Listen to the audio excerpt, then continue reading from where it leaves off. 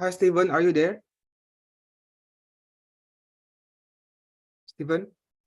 Yes, hello, I'm here. Oh, okay, good. Oh, thank you for coming. Thank you.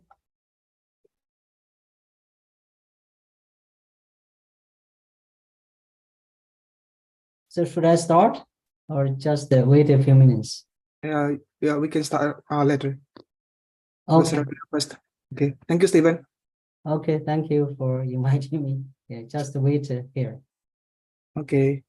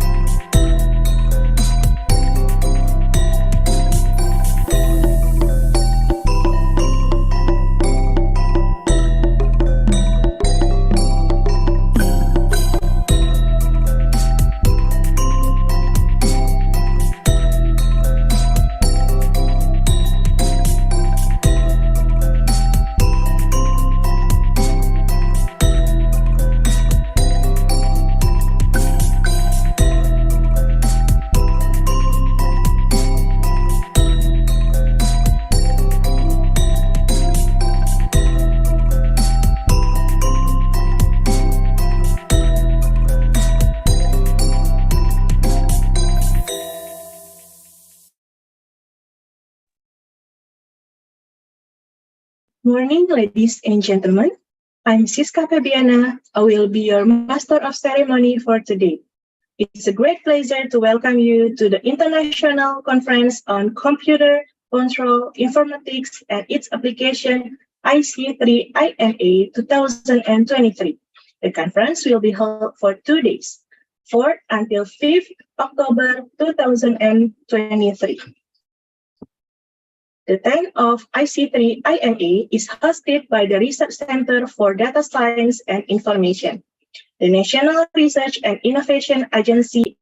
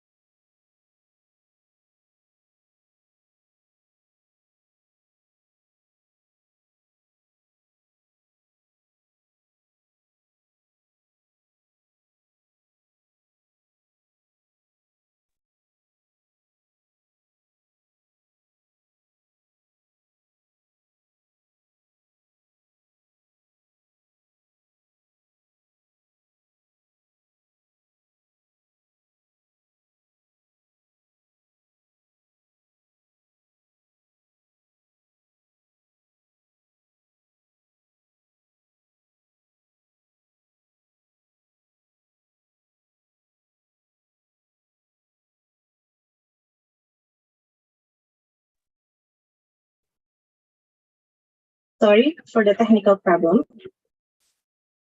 I will repeat once again. Good morning, ladies and gentlemen. I'm Siska Febiana. I will be your master of ceremony for today.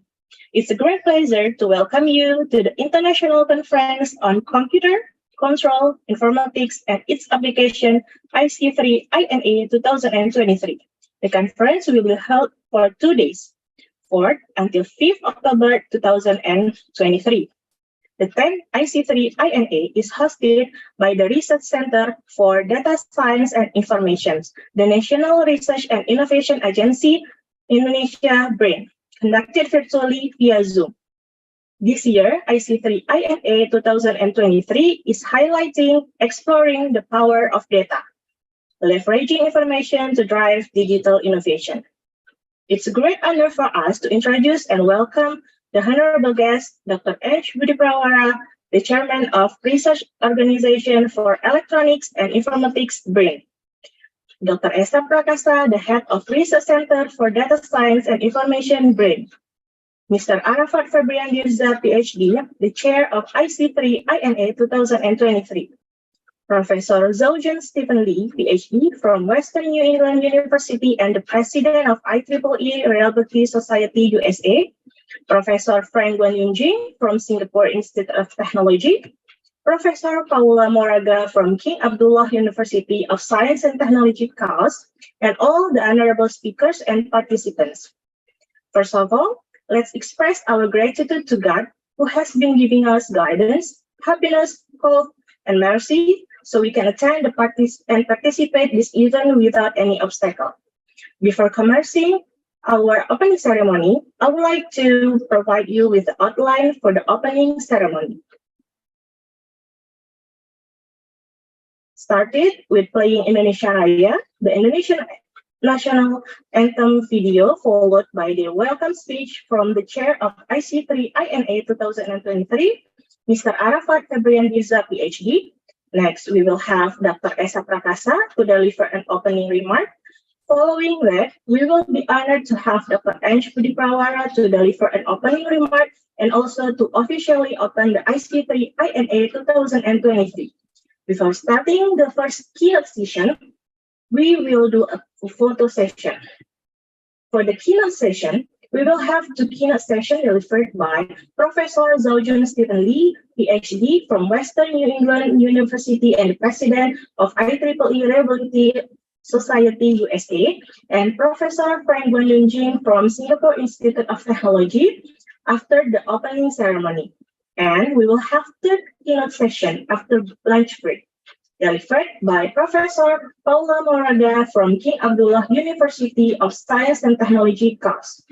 Before we begin, I would like to remind you, please fill out the attendance list via the link provided in the chat. To all participants, please be aware to assign your username as indicated by the conference rule to enable us to organize you according to your role. For presenter, please assign your username to code of room_name. For keynote speaker, please assign the username start with key_name. For moderator, it's mod_name for moderator in the keynote session and mod_code of room_name for moderator in the parallel session. For PIC, it's PIC_code of room_name. For participant, please assign the username start with PP_name. Our committee will organize you according to your room in the parallel session. I announce you that in this conference, there will be award for 4 best papers from each track, as well as a recognition for the top 3 presenters. Good luck, and may you be the one of them.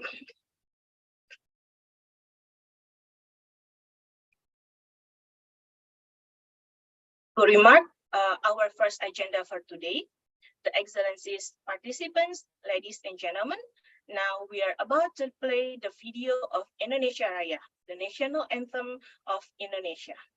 Please, Ms. Wardatul Hanifah, help me to play the video.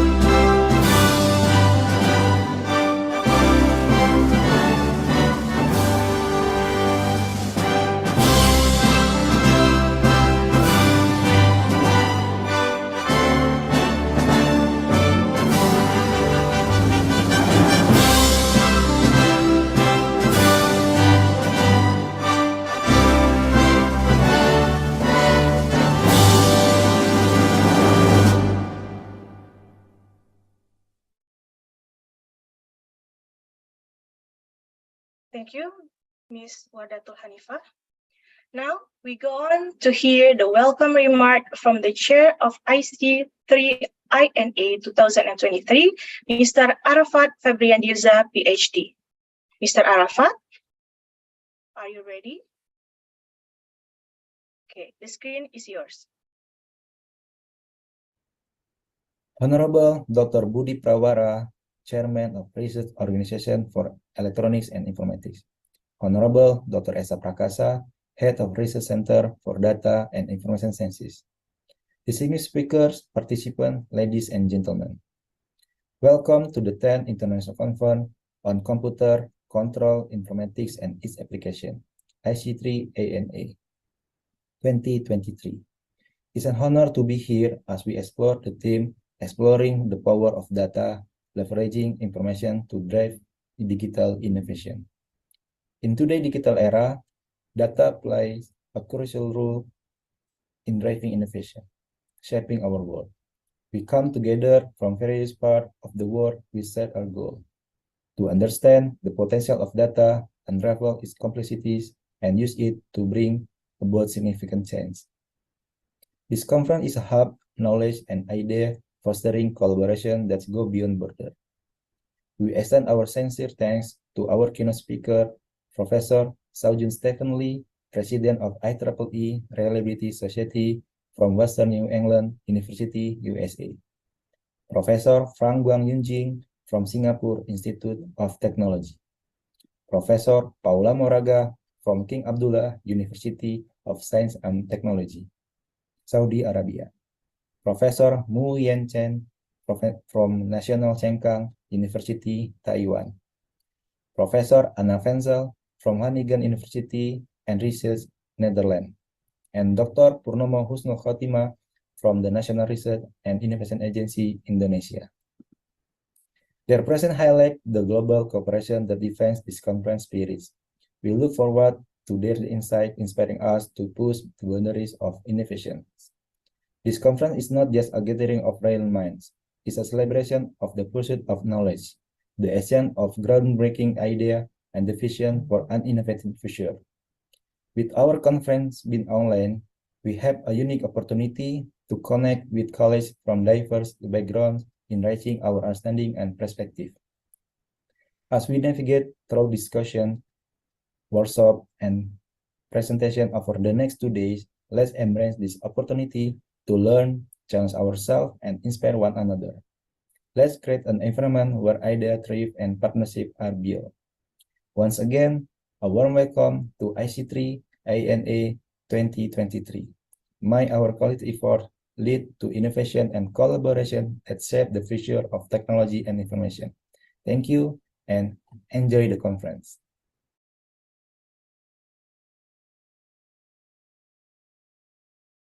Thank you very much, Mr. Arafat Febriandirza, PhD, for the welcoming remark. Now, we would like to invite Dr. Esa Prakasa to deliver an opening remark. Please, Dr. Esa, if you're ready, the time is yours. Thank you, Ms. Siska Pepiana. Bismillahirrahmanirrahim. Honorable Dr. Budi Prawara, Chairman of Research Organization for Electronics and Informatics. Honorable Dr. Arafat Febriandirza, Chairman of IC3INA 2023. Ladies and gentlemen, distinguished guests, keynote speakers, academia researchers, speakers, and all participants from around the world. Assalamualaikum warahmatullahi wabarakatuh. Good morning and welcome to the International Conference on Computer Control, Informatics, and its Application 2023. It's a great pleasure and excitement that I stand before you today as the head of the Research Center for Data Information Science, part of the Indonesian National Research and Innovation Agency. In an age defined by the rapid digitalization of our world, data has emerged as the most valuable currency. It is the fuel that drives innovation, transforms industries, and guides us toward a future limited only by the bounds of our imagination. Today, we have brought together a community of researchers, innovators, and creative people from all over the world who are all interested in the endless possibilities of data. We are here to explore, to question, and to unlock the amazing possibilities that data can provide. Our conference theme, Exploring the Power of Data, Leveraging Information to Drive Digital Innovation, is a way for us to learn more about the complicated world of information. It challenges us to implement the power of data analytics, artificial intelligence, and digital technology to drive innovation that transforms lives, business, and societies. We have cutting-edge research and real-world application to share over the next 2 days. Our distinguished speakers and presenters will inspire and inform digital innovation with their insights, experiences, and success stories. It's an honor to have with us in this conference 6 outstanding keynote speakers who are experts in their respective fields. Over next 2 days, they will discuss key aspects of our conference themes. The keynote speakers are Professor Paula Moraga from King Abdullah University of Science and Technology, Saudi Arabia, Prof. Frank Guan Yunkin from Singapore Institute of Technology, Prof. Soojun Stephen Lee from Western New England University, USA, Prof. Nguyen Chen from National Cheng Kung University, Taiwan, Prof. Anna Venzel from Wageningen University and Research, Netherlands, and Dr. Purnomo Husnul Khotimah from the Indonesia National Research and Innovation Agency. Your knowledge and insights, distinguished guests and speakers, are priceless. We hope you will share some of your insights with us during this conference. I also want to thank our organizing committee for their dedication. They work hard to make this conference a reality, and their commitment to excellence is evident in every aspect. Finally, let us eagerly face the challenges and opportunities ahead. Together, we can preserve connection, inspire collaborations, and ignite innovation that will shape our future. Once again, on behalf of the committee and all those involved, I extend a warm welcome to each and every one of you. Together, we will uncover the true power of data and apply it to drive digital innovation that shapes our world for the better. Let's enjoy the conference. Thank you. Wassalamualaikum warahmatullahi wabarakatuh.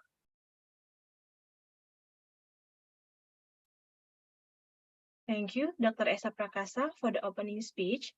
Finally, let's welcome Dr. Ench Budi Prawara to deliver his opening remark and officially open the IC3INA 2023. For Dr. Budi Prawara, the screen is yours.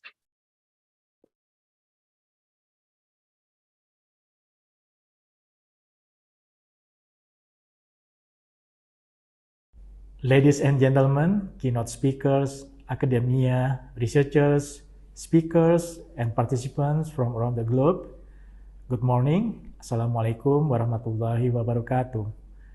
It is both an honor and a privilege to be here with you today as chairman of the Research Organization for Electronics and Informatics. I extend my warmest welcome to each and every one of you who has gathered here for the International Conference on Computer, Control, Informatics, and its applications. Research Organization for Electronics and Informatics is a home for 6 research centers expertise in the domain of telecommunications, electronics, data and information science, artificial intelligence and cybersecurity, computing, and smart mechatronics. Our researchers have been known globally for their critical role in advancing human knowledge by examining novel notions, theories, and facts. They help address and solve practical problems and challenges. It often leads to the development of new technologies, products, and services. As we embark on this journey together, I want to emphasize the importance of collaborations and communications. As we know, conference is one of the tools or instruments we can benefit by establishing interactions, getting to know each other, and sharing interesting ideas between academia and researchers. Moreover, it's not just ideas that we could share, but also interesting findings, inventions, and innovations. We extend our warmest gratitude to our distinguished keynote speakers, whose expertise and insight will undoubtedly inspire us all. Their contributions to the fields we hold dear are invaluable. I would also like to thank you all, authors, presents, participants, and the organizing committee of IC3INA 2023 for your strong interest, participations, and dedication to make this conference a reality. Throughout this conference, we encourage you to engage, network, and form lasting collaborations. This is not just an event, it is a platform for forging new partnerships, gaining fresh perspective, and driving positive change. Once again, on behalf of the organizing committee and all those involved, I extend a warm welcome to each and every one of you. With this, I hereby declare IC3INA 2023 starts now. May this conference be a source of inspirations, a hub of knowledge, and catalyst for transformative ideas.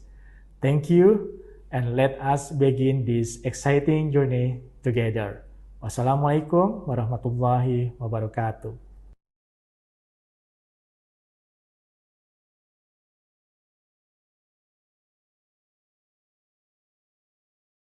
Thank you, Dr. Budi Prawara, for the opening conference with a wonderful note.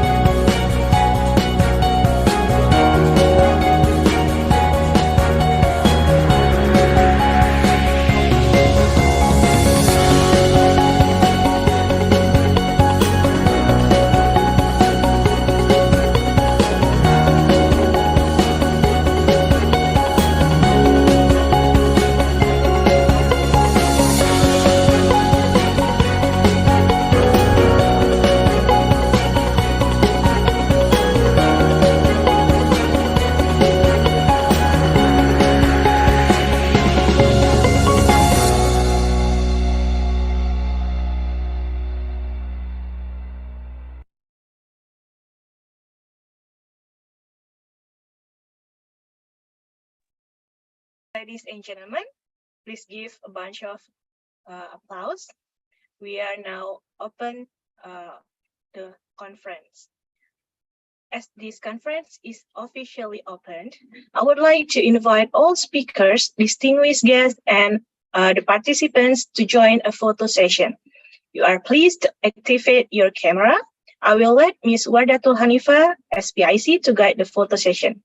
Please, Ms. Wardatul Hanifa. Okay, let me take pictures. Start from slide 1.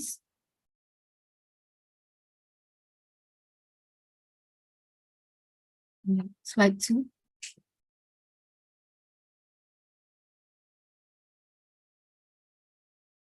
Slide 3.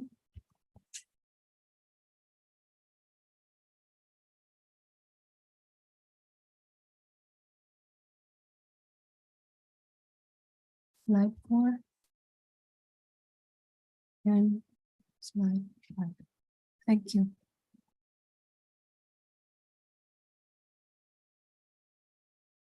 Thank you, Ms. Wardatul Hanifa, and thank you for your cooperation. We will continue to the first keynote session. We will have keynote speech delivered by Professor Zojun Stephen Lee, PhD, from Western New England University and the President of IEEE Reliability Society USA. And the session will be hosted by Dr. Lia Sadita from Research Center for Data Science and Information BRIN. Please welcome Dr. Lia Sadita to moderate this session. To Dr. Lia Sadita, the time is yours. Okay, good morning, ladies and gentlemen, distinguished guests and honored participants. I'm delighted to welcome you to our first keynote session. We are gathered here for inspiring and informative session with our distinguished keynote speaker, who is a true luminary in their field. Our keynote speaker today is an individual of remarkable achievements and source of inspiration for many in the reliability engineering. Before we begin, allow me to provide a brief overview of our keynote speaker's background. Prof. Zausen Stephen Lee got his PhD in Industrial Engineering from the University of Washington. He is also Associate Professor with the Department of Industrial Engineering at Western New England University in Springfield. He is Senior Member of IISE and IEEE. He is serving on editorial board for IEEE Transactions on Reliability and IEEE Access Reliability Society section. Since 2022, he is serving as the president of the IEEE Reliability Society. His research interests cover areas on data analytics, applied statistics, operation research, and reliability engineering. He also received a ASQ Certified Reliability Engineer and Caterpillar Six Sigma Black Belt. Today, Prof. Stephen will addressing us on the topic of big data energy. This topic is of significant importance in our field, and we are eager to gain insight from his expertise. So without further ado, please join us, Prof. Stephen.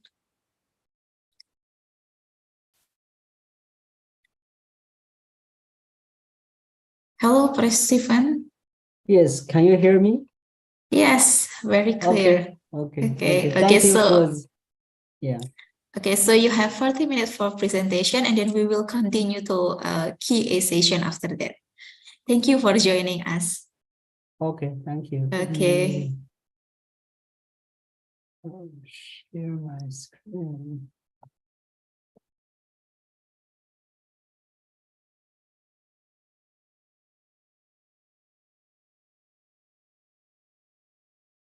Can you see the screen or? Yes, okay. It's Okay. very okay. Okay, the stage is yours. Okay, thank you. So I'm putting it under, let me see, this is presentation mode, or is this in the good mode, or I should share different screen?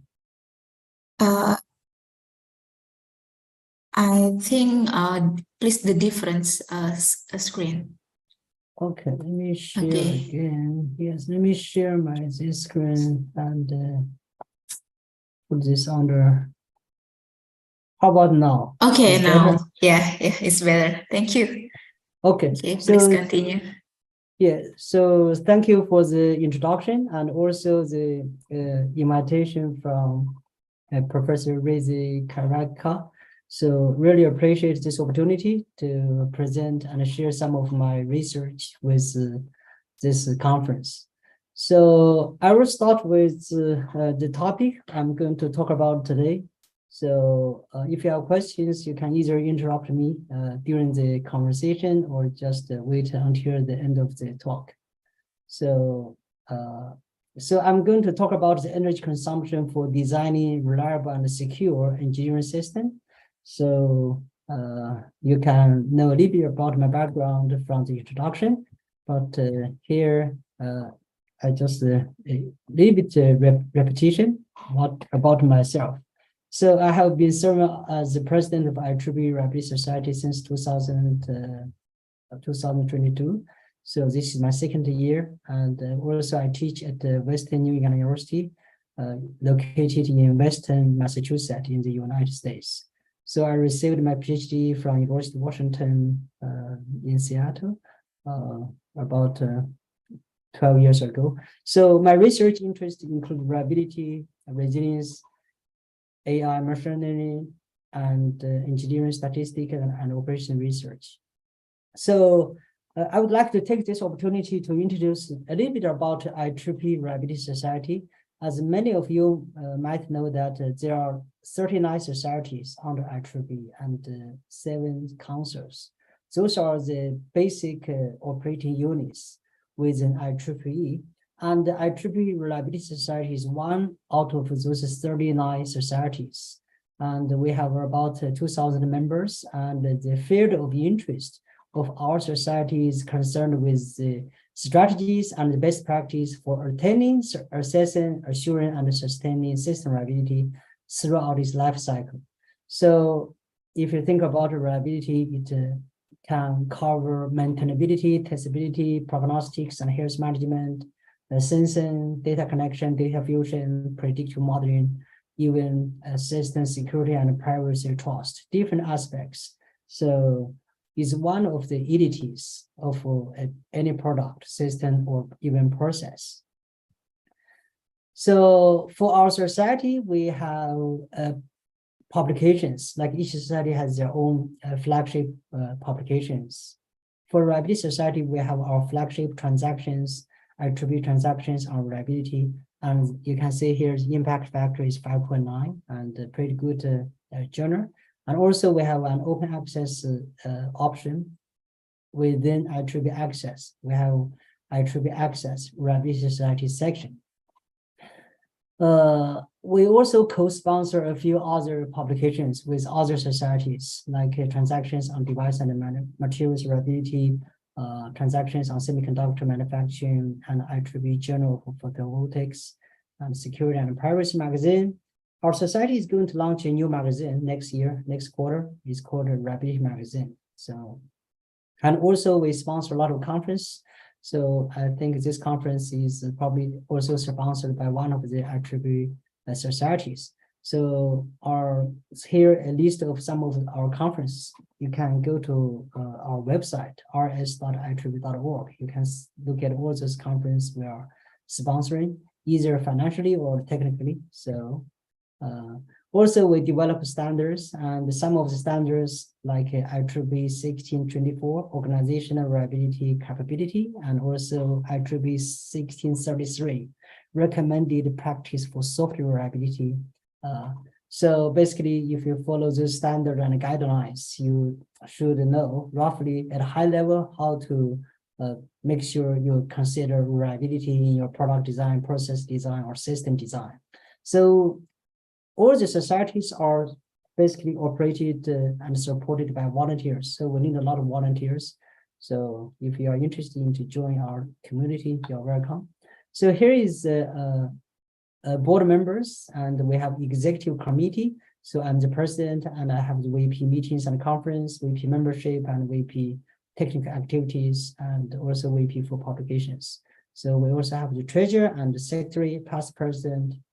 Those are the executive committee team, and also we have AdCom members. They are like the management team. So they focus on different aspects to support the 4 VPs, and some of them also help with secretary and the treasurer. So here is my contact. In case you have any questions or would be interested to know more about our society, just feel free to either email me or just visit our website. So let's start with the talk, energy consumption for designing reliable and secure engineering system. So why we work on this? So I will give you a little bit about the background and the motivation. So if you look at the energy consumption from United States perspective, we can see that United States is projected to increase 15% from 2022 to 2050 in terms of energy consumption. And here are the projections over the next maybe around 20 years, 20 to 30 years.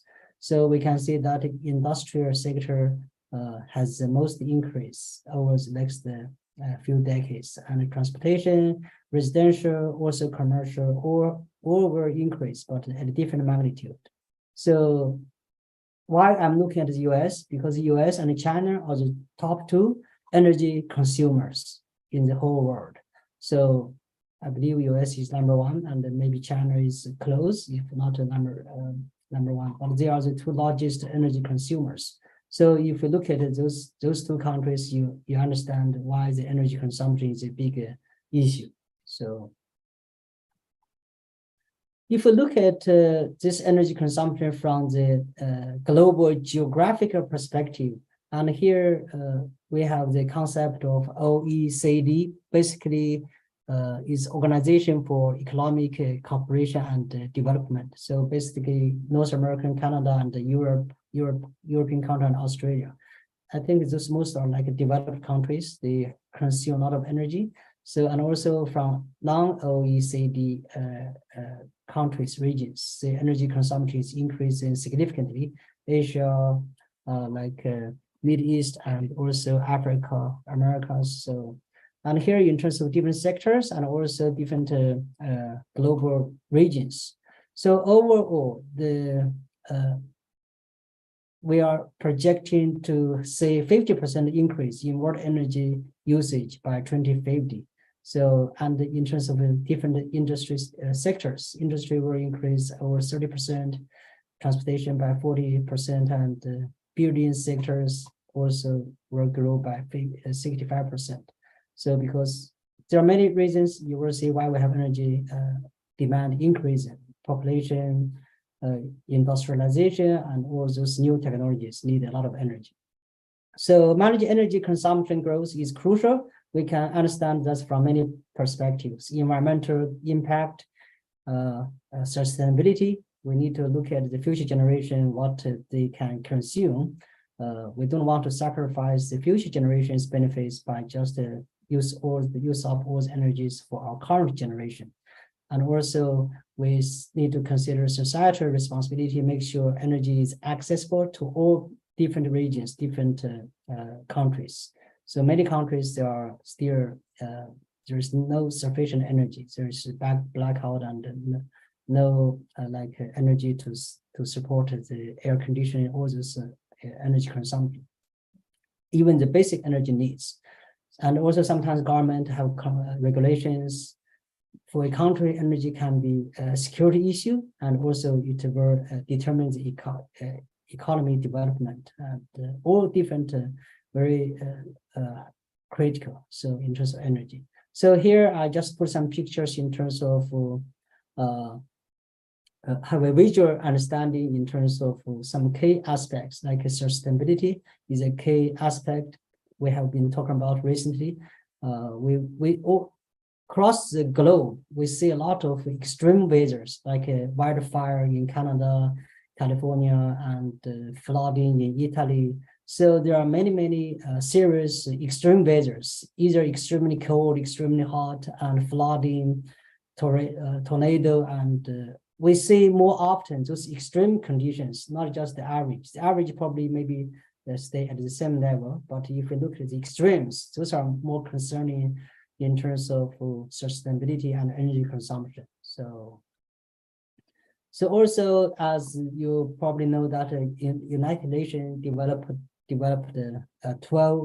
17 sustainable development goals, and out of those 17 goals, I just put 6 out of those 17 goals are related to energy consumption. So that's from that aspect, we also understand the significance of understanding energy consumption and energy efficiency. So specifically from the industry perspective, energy efficiency is very critical, and also the industry 4.0 is driven by a lot of energy consumption. So environmental regulation, we'll talk about that. Back to the topic, why we need to look at energy consumption in terms of a reliable and secure system design. So that's the topic of this talk. Before we talk about why we need to look at the energy consumption aspect in terms of designing reliable and secure systems, let's look at what is reliability. Reliability is, if we look at the textbook definition, reliability is the probability that a system or process or product to function at a certain time given certain operating conditions. So basically, we need to make sure the product, system, or process to be dependable, reliable, and with high confidence, with high probability, even under severe operating conditions. So that's reliability. Reliability many times people understand as quality over time. We are looking at the future. So we are looking at the future. If this product is going to perform when I need it, or the process is going to function when we need it. So that's about reliability.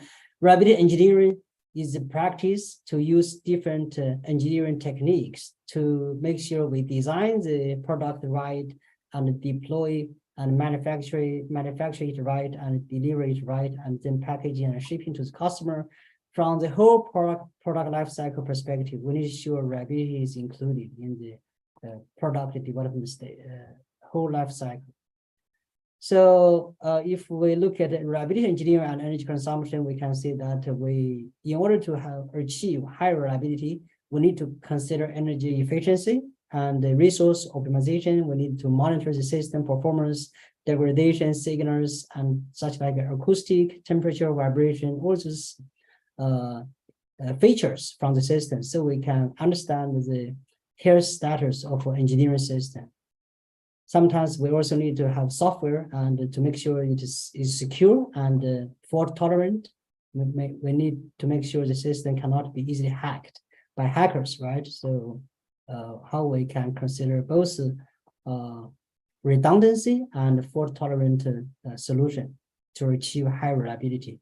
So the right hand corner, I show that the two redundant generators to make sure, for example, if some remote island, we need the power supply, we probably need a redundant generator to make sure if one fails, the other ones can kick in to support the energy supply.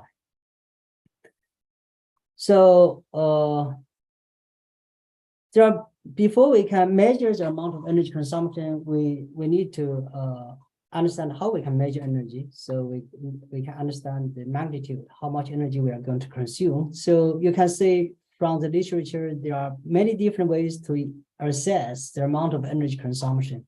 Sometimes people use the kilowatt hours, that's the electrical perspective, and sometimes people evaluate energy consumption in terms of how many tons of CO2.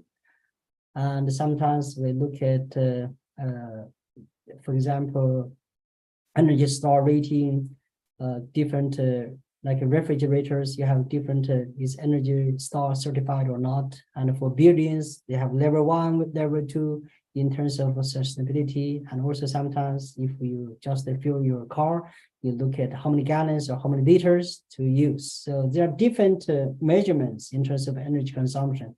So when we do comparison, we need to make sure we are using the same metric. So now why we focus on energy consumption and reliability, redundancy and design. So we started to look at this topic a few years ago because in traditional engineering design paradigm, people usually focus on the performance, such as reliability or those design for X, design for testability, maintainability, reliability. But people usually ignore the energy consumption aspect. Focus on the, rather than just focus on the performance. So we sense that there is a lack of research, how we can understand energy consumption when we trying to design a reliable and secure system. So that's why we started this literature review, try to understand what's the energy consumption implications in terms of different reliability, redundancy and design and fault tolerant design. So that's some motivation why we started this research. So now let's take a closer look at different reliability, redundancy and design.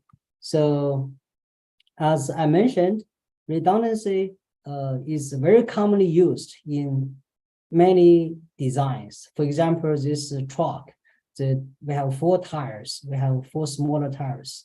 Rather than to use 2 big tires or 1 big tire, so we use 4 smaller ones. So why we do that? That's actually is a very classic application of redundancy design. So here, if one of the 4 tires fail, the overall system on the left-hand side is still functioning. So from this redundancy design concept, we understand that we will need more materials. We probably increase the cost and also makes the system more complex. So that's the negative side of introducing redundancy, but we do achieve higher reliability, reduce the risks. With redundancy, as I mentioned, the positive side is that if one of the redundant system fails, the systems will still function. Actually, if we think back about a human being, we have 2 eyes, 2 ears, like those kind of also naturally designed, or whatever we understand. We have redundancy in many parts of our body. So that's just a very classic application of redundancy design.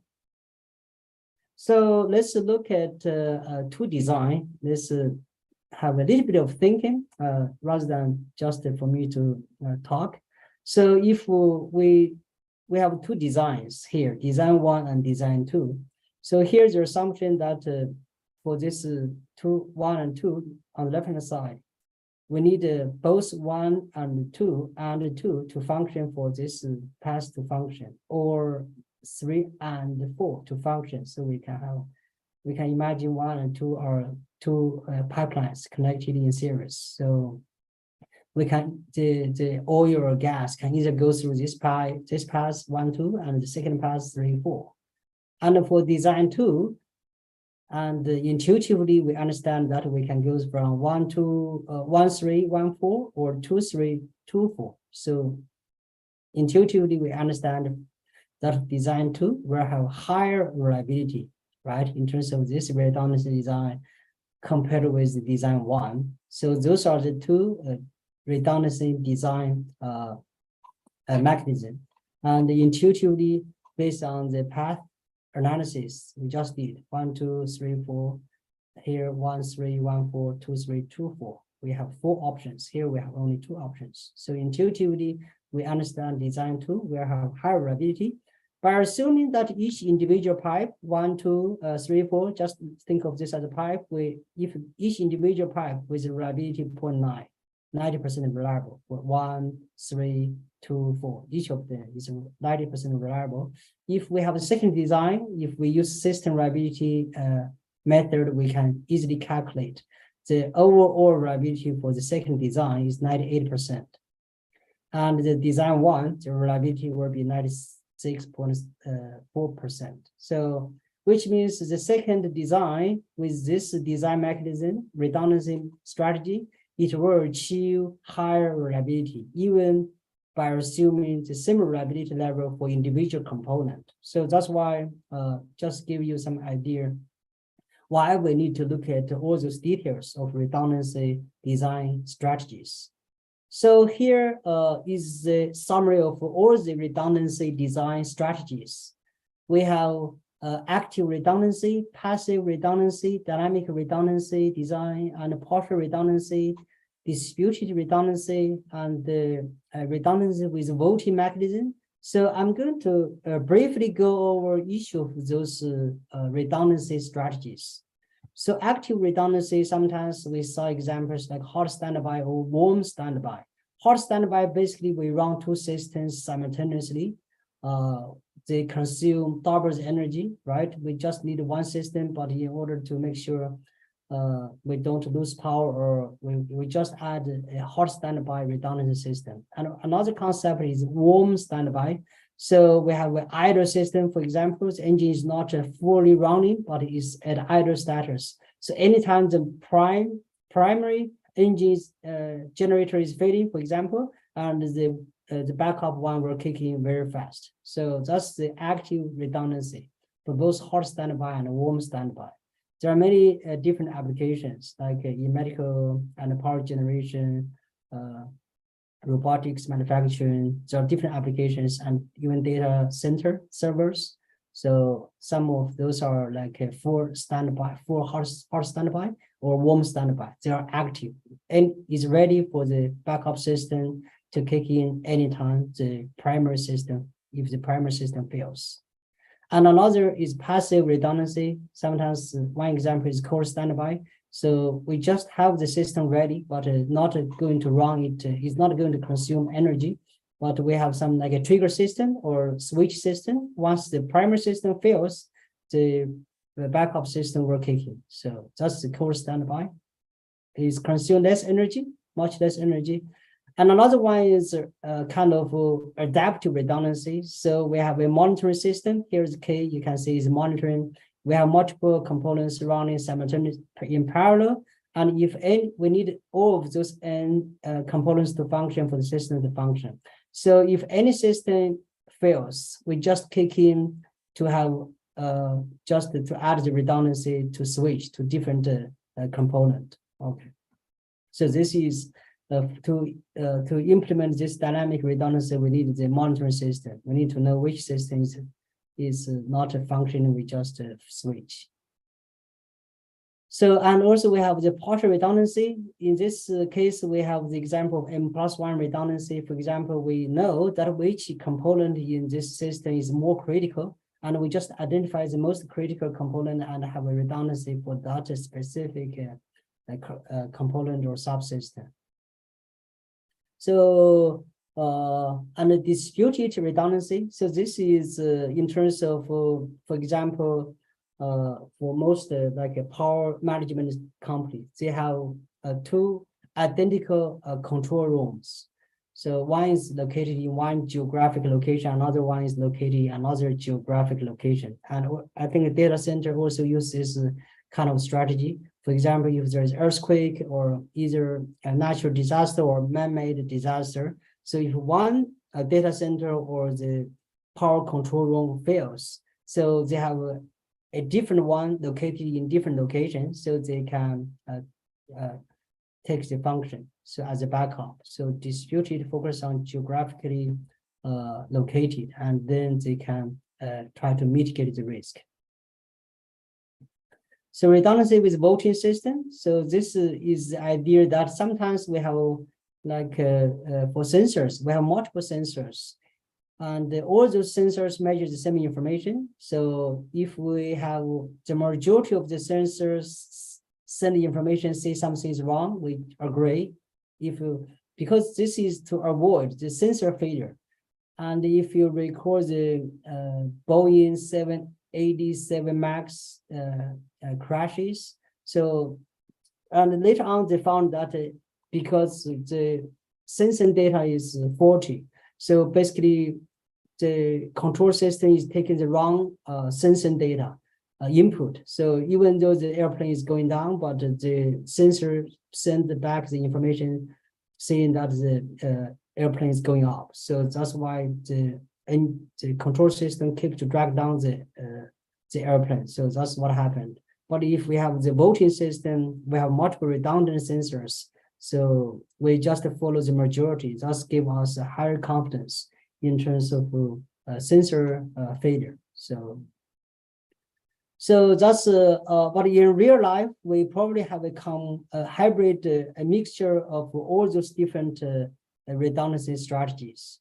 So we have all those redundancy strategies, but what are the energy consumption implication? Which one is consuming the most energy? So intuitively, we probably understand that the active redundancy consumes the most energy. And here we can see that the active redundancy consumes the most energy and the passive redundancy lower, and the dynamic redundancy partial, those are like median, varies. And the distributed energy redundancy strategy usually is high because they usually have to run both systems in hot or warm standby. And the redundancy by voting system is kind of a median. So, and also here I put some like pros and cons. So I just don't want to go over all the details, but you can take a look later on. So in terms of the number of papers we have surveyed, we can see that there are like around 10 papers for active redundancy and passive redundancy, 8 papers in dynamic redundancy, partial redundancy, 7 papers. This is number of papers on each redundancy strategy study.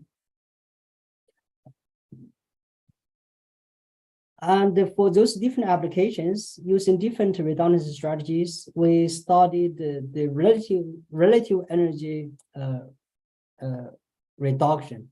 So if we just think about the hot standby, the active standby system doubles the energy consumption, but relatively which redundancy design will consume relatively less energy. So we can see from this graph, the passive energy, if here's outer circle is double the amount of energy by hot standby. So here for passive, we can reduce up to 75%, go to 25%. So active is fully like energy consumption. So this is relatively how much energy we can achieve in terms of energy reduction to delta. So here are the different engineering applications, real-time system for active redundancy strategy. So depends on the design objective and also the criticality of the system or process. We can choose different redundancy strategies, and also, we can use a mix of different redundancy strategies. So we know that different redundancy strategies can incur different amount of energy consumption. So how about in the future? What are some opportunities and what are the future energy consumption need mostly? So let's look at the most current the future technologies. So energy efficient redundancy design is critical, as we know that we try to minimize energy consumption. At the same time, we try to maximize the performance reliability. So we can look at this challenge from different aspects: sustainability, development, and meeting the standards, government regulation, and also in terms of resource optimization. So let's look at a few different emerging technologies like IoT, so Internet of Things. So we have a lot of edge computing, different smaller devices. Those consume a lot of energy. So here is a projection of the IoT energy consumption over the next by, I think, so in different countries and also over time, 2050. This is by 2050, the energy consumption from this IoT sector is 4,500 terawatt hours. So that's a lot of 10 to the power of 12 watt hours. That's a lot of energy. So another aspect, technology involvement is AI application. So we are trying to build intelligence to many devices, many different systems, process. And here this graph shows basically different AI models. What's the petaflop, which is defined by how many operations per second, how much operations we need, and more operations need more energy. So over time, you can see this is a little bit outdated data, but you can see that over time, larger and larger AI models are developed, and they need more operations. They need higher computing power, so that's need more energy. And if we look at ChatGPT and all those like OpenAI and many Google and Facebook, Meta, they're all developing advanced AI models. They use a lot of energy because they need a lot of computing powers. So something related to this is the cryptocurrency, also cryptocurrency. Yes, like the Bitcoin mining, that's also consume a lot of energy, and some government even forbid to do that. That's not allowed to do Bitcoin mining because they're very energy intensive. And quantum computing is another future technology people are talking about, energy consumption. So here this graph shows that using the classical computer, you can see the time grows exponentially over the problem size. So many times we are solving large optimization problems in terms of security and algorithm.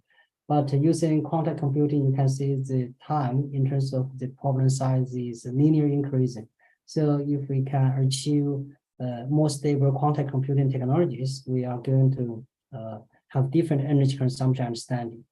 Okay, so in terms of quantum computing, actually, there is not too much research in terms of energy consumption and what's the implication for future utilization of this technology. So especially in the security domain. So here I just give a quick summary in terms of the current status of energy consumption. So right now for in the IT domain, we can say AI just account for 2% of energy consumption for I think this is the data from 2 years ago. So cryptocurrency count for like less than 1%, and the information communication technologies less than 4%. Actually, IoT and personal devices right now account for 15%. But as we know that AI is the increasing rate for AI energy consumption is exponentially. So even right now, the IoT and the personal devices consume the most energy in terms of IT-related energy consumption, but AI is increasing exponentially. So I believe AI energy consumption will become a bigger proportion in this sector. So, and we need all the systems to be reliable, and thus will add more energy consumption.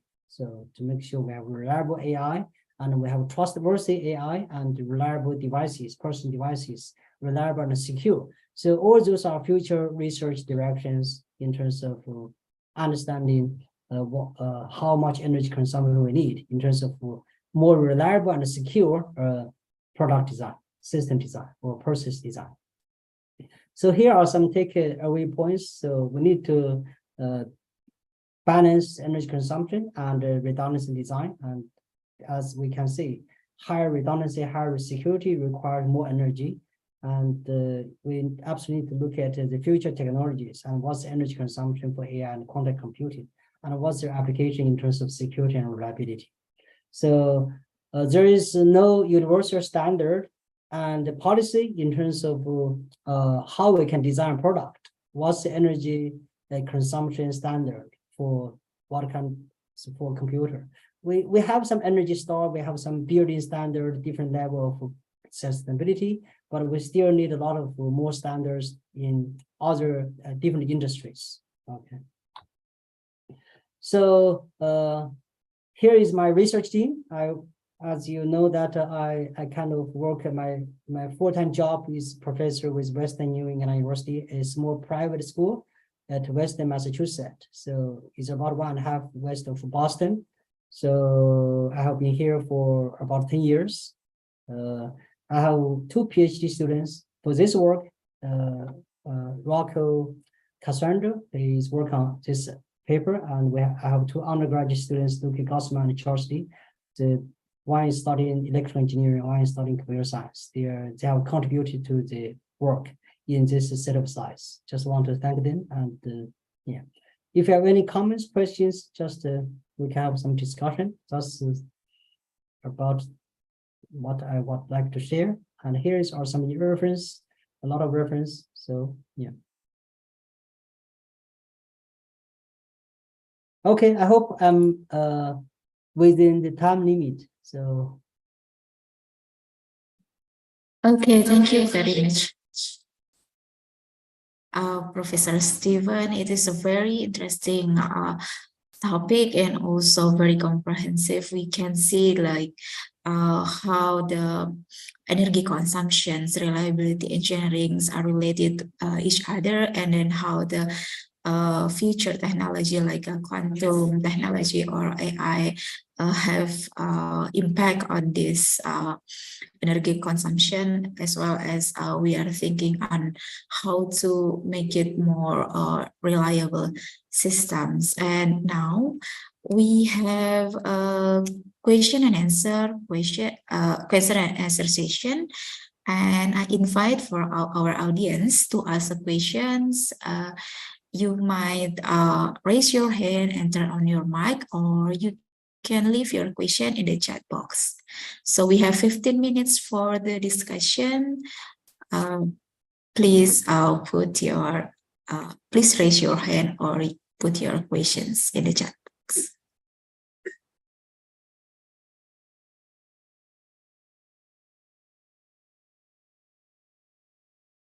Before we maybe we need some the audience needs some time to write down the questions. I would like to ask, in your slide you mentioned that energy consumptions is very context dependent. So maybe that's in the last part of before the last part of your slides.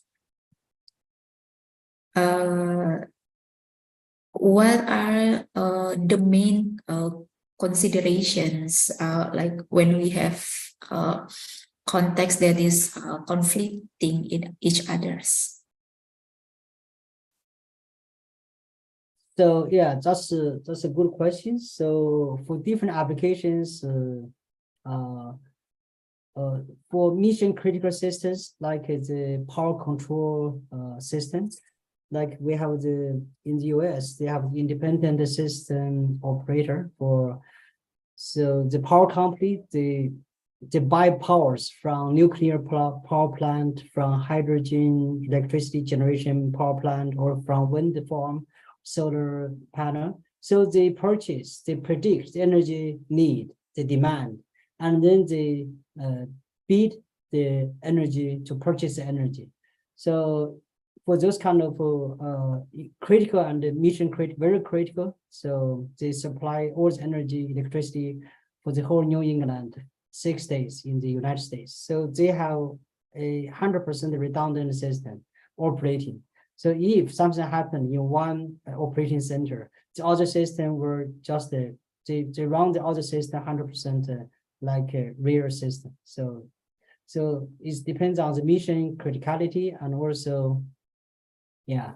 So if for like our house, if some people buy the generator, backup generator, so you can have a generator, you don't have to. If you have a candle, that also works.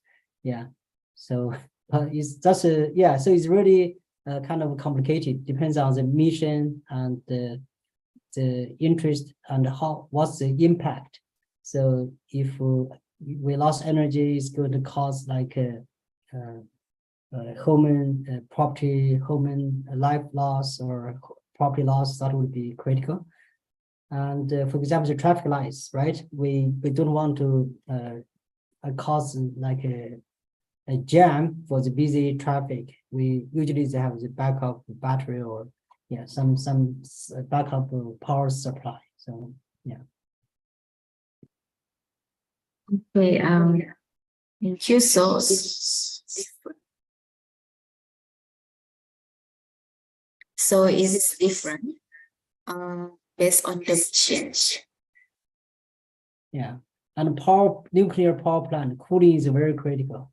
So I don't think we want to lose power to cool the nuclear power plant, because cooling is really, really critical for those kind of applications.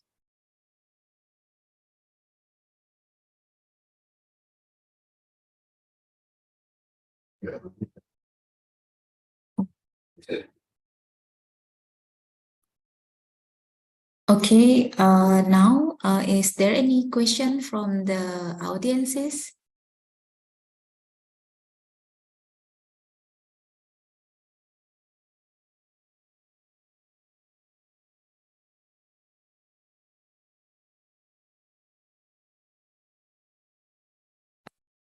Okay, so I still have one more question actually. You mentioned about we have to find novel energy resource, and then what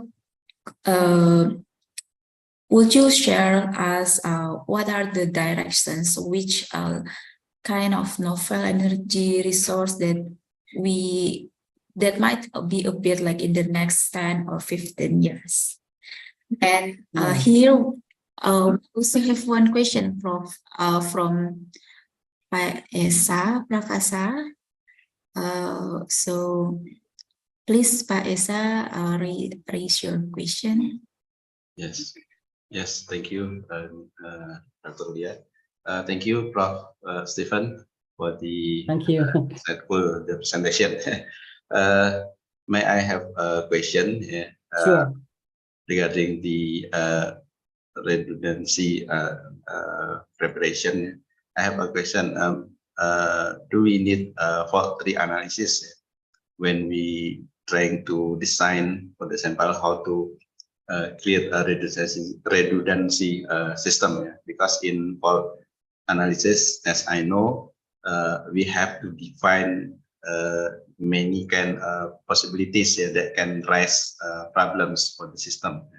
So based on the analysis using the fault tree analysis, then we can maybe later on can create a redundancy system that can anticipate any kind of problems that we have found using the fault tree analysis. I think that's my question. Yeah, so if I understand it correctly, that's really an optimization problem. So we want to increase the reliability performance, and at the same time, as I mentioned, usually we just focus on the performance and the reliability or security. We try to not emphasize the energy consumption aspect, but considering the sustainability and energy efficiency requirement. So we probably need to rethink about what we should consider when we how to balance the redundancy, high performance reliability against their energy consumption. So yeah, but if for critical systems, mission critical systems, we probably still need to have performance, reliability, dependability as a top priority, and maybe we have to consume more energy. So, but energy saving is another important aspect. So sometimes if we try to integrate AI to have smart buildings, smart village, smart city, so we probably can use technology to reduce energy consumption. That's another aspect. For example, the street lights, if it can sense the movement or sense the traffic quantity, amount of traffic, amount of people, it will just deliver the right amount of lighting. So that can save a lot of energy. Yeah. I hope I answered your question, Professor Prakasa. Yeah. Yeah. Okay. Thank you, Prof. Steven. Okay. Thank you. Yeah, I think previously I heard the question about the future of energy. So right now in the US, people are talking about the fusion energy. And here, you probably heard the news from Caltech, so California Institute of Technology, and the Berkeley Lawrence Lab, National Lab, US National Lab. I think recently they repeated the fusion energy. So basically, the net energy output is, the energy output is greater than energy input. So if we have the fusion technology, so we are going to end up with unlimited energy, clean energy. So yeah, so that's one of the future is still under research. So, but if we can achieve fusion energy, so that's the promise of future unlimited clean energy source. And then in the reliability engineer aspects, what could be the possible strategies?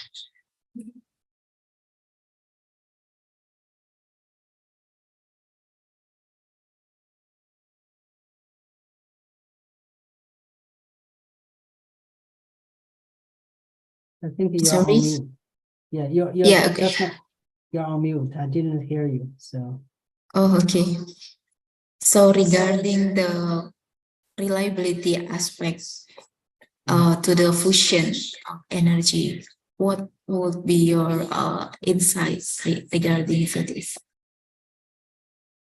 So if we can achieve a nuclear fusion breakthrough, so as I mentioned, that will produce unlimited energy and also clean.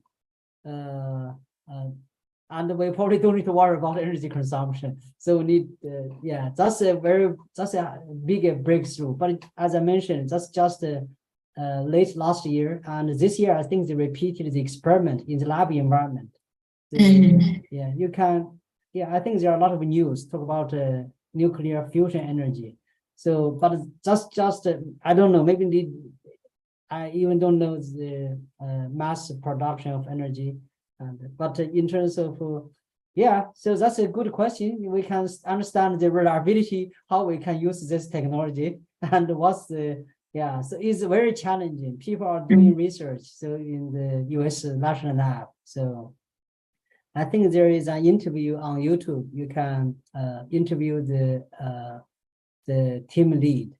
So the lady talk about this technology in terms of fusion energy, nuclear fusion breakthrough in California, the international lab. I can look at that video and maybe share with you guys later. So if you're interested in this, but yeah, this is the future. Maybe in 50 years, maybe 100 years. Yeah. It's hard to say from now. Yeah, very Okay. hard to say from now. You're right. I do understand. We have question from in the chat box. There are 2 questions here. Sure. Should I read the question or you want to directly answer the question? Yeah, let me read the question. I will start from you mentioned the implications of adopting reliability, redundancy, and the fault-tolerant design principles in major industry sectors. Could you provide some examples of industries and applications where these principles have been?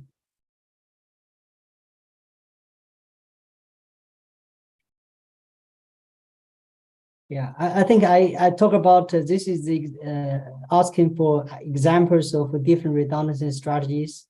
So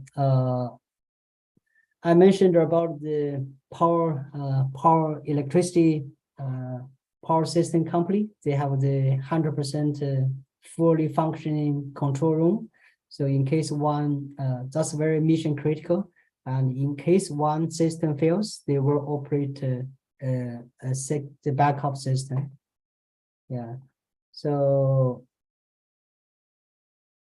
and another example is in some family, they purchase an additional generator. So they have there is a sensor. I think if the main power system is down, the generator will kick in immediately. So that's a kind of for everyday life application. I talk about the truck design, the tires. Those are some examples. So yeah, I think you can see more examples in terms of redundant design. So, and sometimes we have the pipeline, we have the transportation road, right? We have different paths to get from here, for example, Boston to New York, or from here to Indonesia.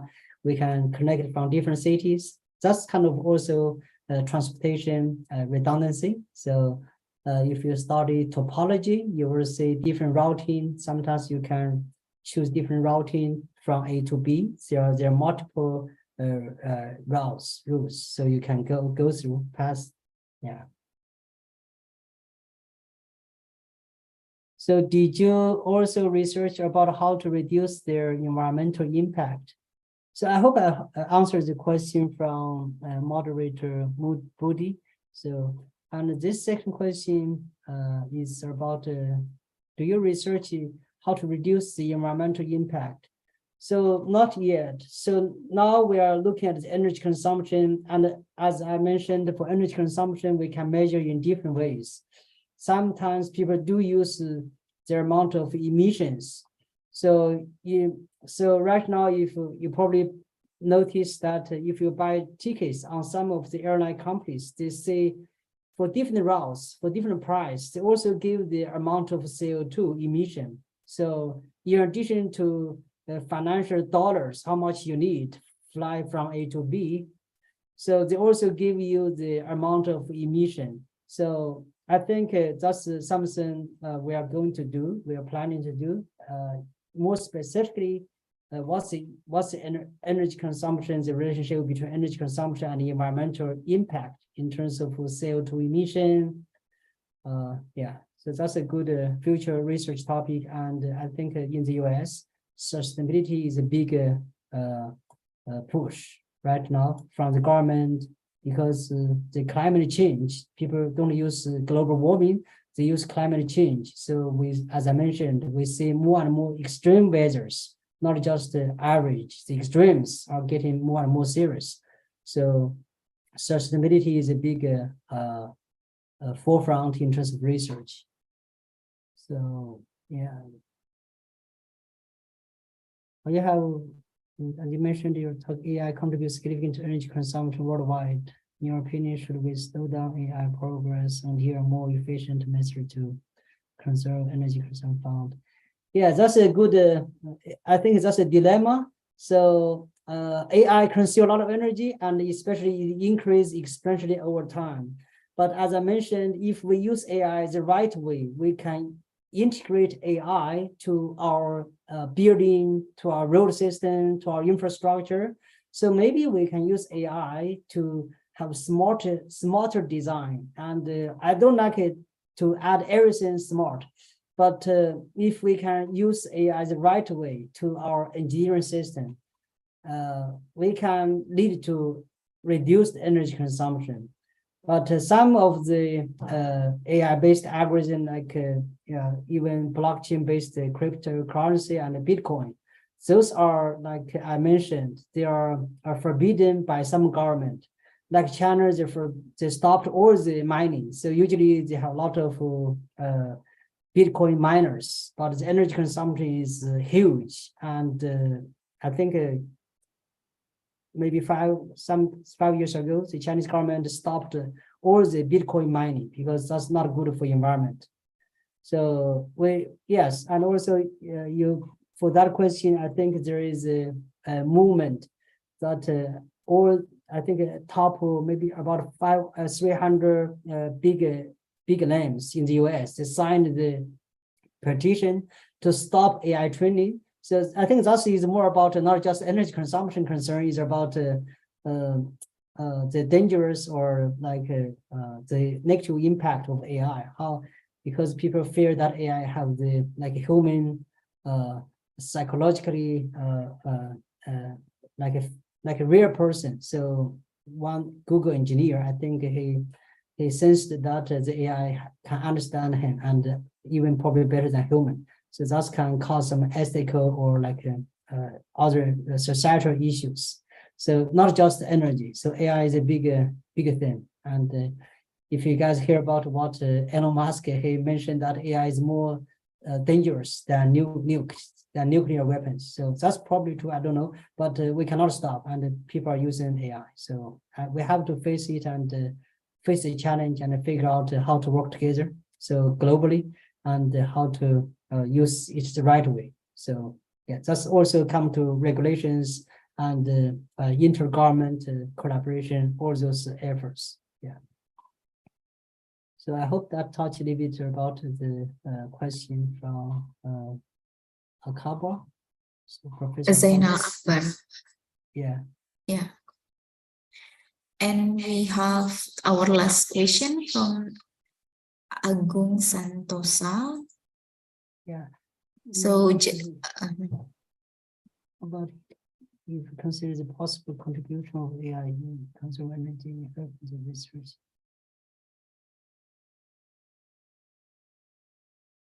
So I would say right now, AI probably consume more energy rather than contributing to energy saving. But in the future, if we integrate AI the right way, I see the potential for using AI to save energy.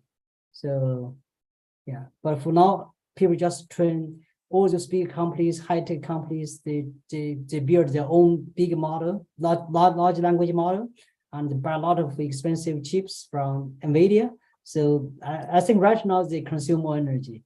But yeah, hopefully people will start to understand AI better and use them the right way and for energy saving and for the overall benefits of humanity. So yeah. Okay, thank you. I think I answered all the questions. yes. Hopefully, yeah.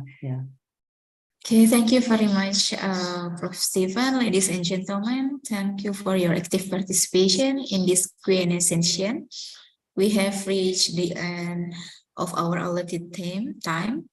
So let us extend our heartfelt gratitude to Prof. Stephen for sharing his insight and expertise with us today. And your contribution have been invaluable. And then next we have photo session with the keynote speakers. So please, maybe the MC will lead the session and the BIC will take us the picture. Thank you very much, Professor Zojun Stephen Lee and Dr. Lia Sadita for the informative and interesting session. We would like to give a token of appreciation for Professor Zojun Stephen Lee and have a sort of a photo session for Ms. Wardato Hanifa. Please take a photo. Thank you very much. Thank you.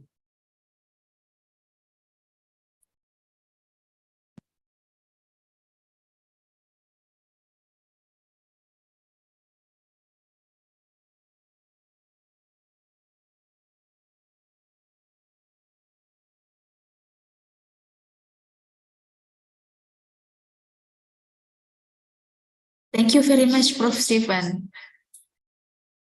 And if you Thank you. have any Okay. other question, you Yes. can contact him directly. Sure, sure. Thank you. Okay. Thank you, Bye-bye. Stephen. Okay, bye, bye, bye.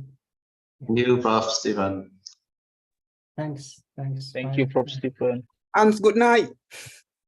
Yes, thank you. I'm here 10:30, almost 11. So thank you so Wow. much. Understood, Thank understood. you. Yeah. Hope to see you in the future. Yes, if you get a chance Yeah, to sure, the Boston Stephen. area, let me know, and I can meet you in Boston area in the US. Okay. Yeah, maybe we can invite you to Indonesia all the way because we have some of the agenda, isn't it, Pak Esa? Yes. Yeah, maybe later. Yeah, maybe later we can invite Stephen come to Bandung. Oh, yes. Yeah. Oh, my pleasure. Thank you so much. Yeah. Okay, thank you, thank you, thank you. Oh. Bye. Stephen. Okay, bye. Yeah. Once again, let's give our virtual applause for Professor Zojun Stephen Lee and Dr. Lia Sadita. Thank you very much. We will continue to the next speakers for the keynote session. We will have keynote speech delivered by Professor Frank Guan Yunjing from Singapore Institute of Technology, and the session will be hosted by Mr. Muhammad Yudi Rizaldi, PhD, from Research Center for Data Science and Information BRIN. Please welcome Mr. Muhammad Yudi Rizaldi, PhD, to moderate this session. To Mr. Muhammad Yudi Rizaldi, PhD, the time is yours. Okay, thank you for time. Assalamualaikum warahmatullahi wabarakatuh. Good afternoon. Allow me to introduce myself. My name is Muhammad Yudi Rizaldi from the Data and Information Science Research Center BRIN. On this session, I will be the moderator for our speaker, Professor Frank Guan Yunjing from Singapore Institute of Technology, who will present the theme toward AI empowered PR for metaverse. Okay, below I will read his curriculum vitae. Prof. Frank Guan Yunjing have bachelor degree from Chu Chen Honor College of Zhejiang University, China, and got the PhD from Nanyang Technology University, Singapore, and also now is assistant professor and program leader at Singapore Institute of Technology. He's have research insights about augmented reality, virtual reality, computation 3D display, and artificial intelligence. And then Prof. Frank Guan Yunjing, achievement, a member leading the 23 million PR Research Center, being 3 center which were jointly funded by Nanyang Technology University, Singapore. University of North Carolina at Capitol Hill, USA, and ETH, Zurich, Switzerland. Prof. Frank already published more than 16 papers in top-tier conference and journal, including IEEE translation and visual computing and graphic. IEEE VR, IEEE is MAR, HEM, FRST, and other. Therefore, as associate editor for 3 international journals and has served as a conference committee for a number of premier international conference, including IEEE, PR, IEEE, ISMA, HEM, FRST, HEM, PRCAE, GMP, and the other. And then also general chair for the premier ER-PR conference, the 21 IEEE ESMR Conference 2022 Singapore, which was held for the first time in South Asia. Okay, that is about Prof. Frank Duan Yingying. And now it's time for the speaker to explain the presentation. For the Prof. Frank, welcome. Your time and screen is yours now. Okay, thank you so much. Can you hear me? Yes, but Okay. your picture is not very clear. Okay, great. Thank you so much for the introduction. Just give me 1 second. I will share my screen. All right. Are you able to see my screen now? Just to double confirm.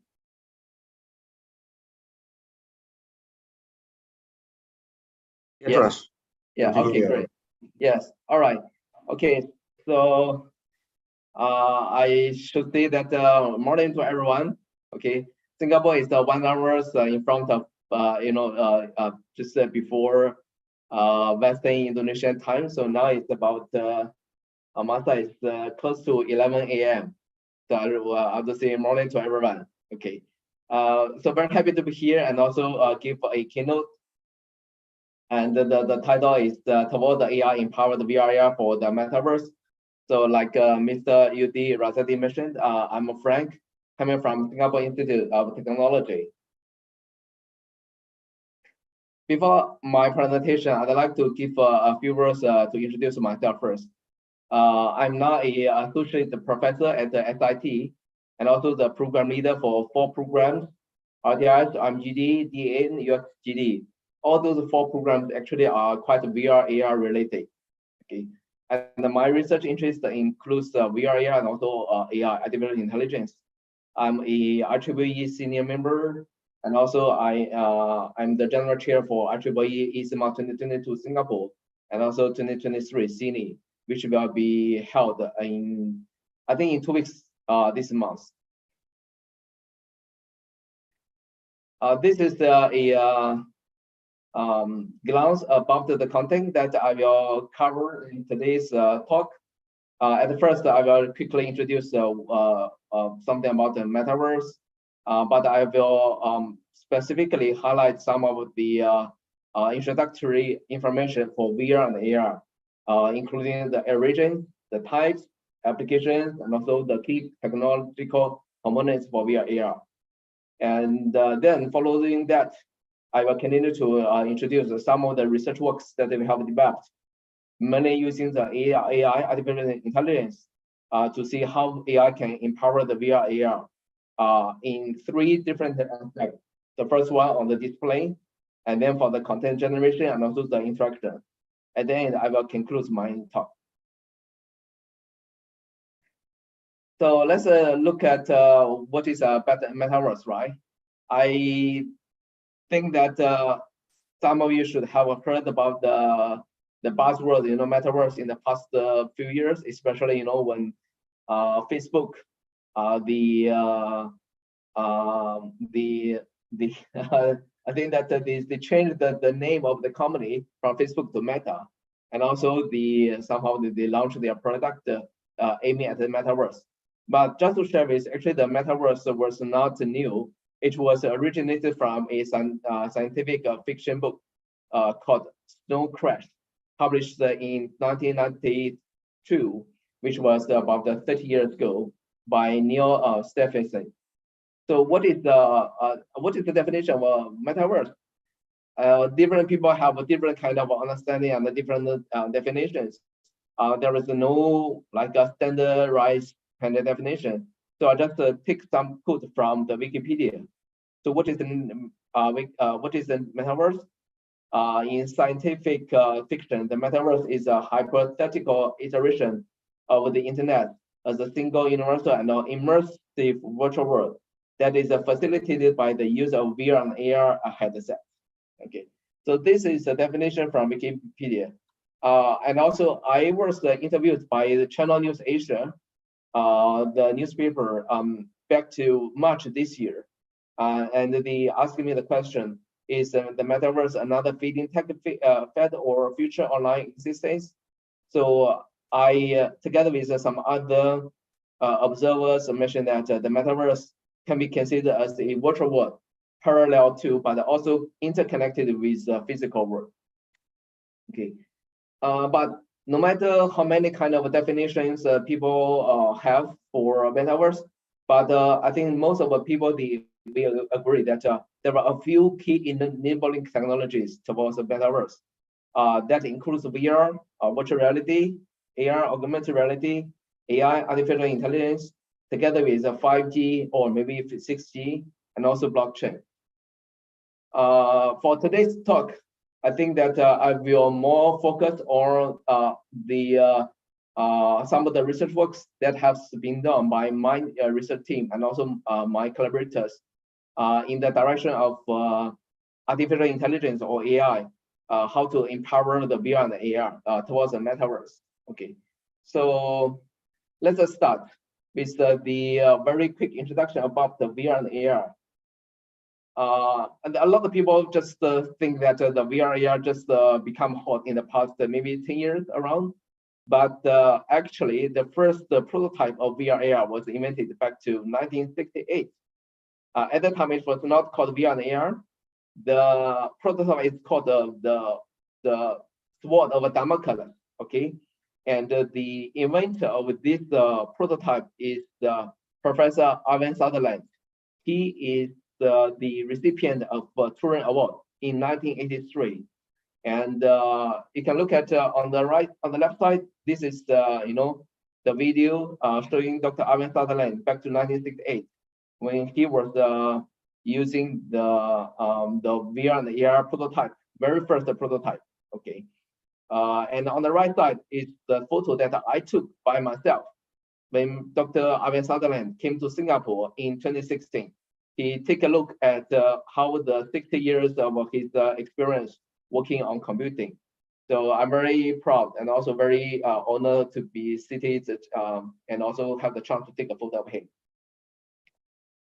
I think nowadays everybody should be very familiar with VR, AR because I think that somehow, okay, know that from different channels, there are a lot of the VR headsets, there are a lot of AR headsets, right? So I will not, give an introduction for each of these headsets. And also this year, I think back to June, Apple launched a official news that they are going to have their MR product to be in the market in the next January. So you can see that actually this is what was the screen captured from a news report, a TV news report by Singapore Channel 8. So just I think 6 hours after the Apple Vision Pro product was launched, they invited me for a TV interview, asking me about what is my views towards the MR product, especially for the Apple Vision Pro. Okay, so I share some of my insights with them. All right, so I think nowadays a lot of people just feel that VR and AR is just the goggle something, but actually for VR and AR there are different types of VR AR. But if we look at specifically, there are mainly three. The VR can be categorized into 3 types based on the level of immersion. So you can see on the left side is more like a desktop based. So basically, you just the user needs to wear the glasses, and the 3D images will come out from the screen. That normally is a desktop monitor, and then they can use something like a stylus to control and to interact with the virtual content. In the middle, this is another kind of VR facilities. It's called a case. Okay, it's you can just think about it. It's it's a very large scale kind of a VR setup. There are normally the projectors mounted on the top or at the bottom of the space, and then the projector will project the stereoscopic images onto the screen, and then people still need to wear the glasses into it.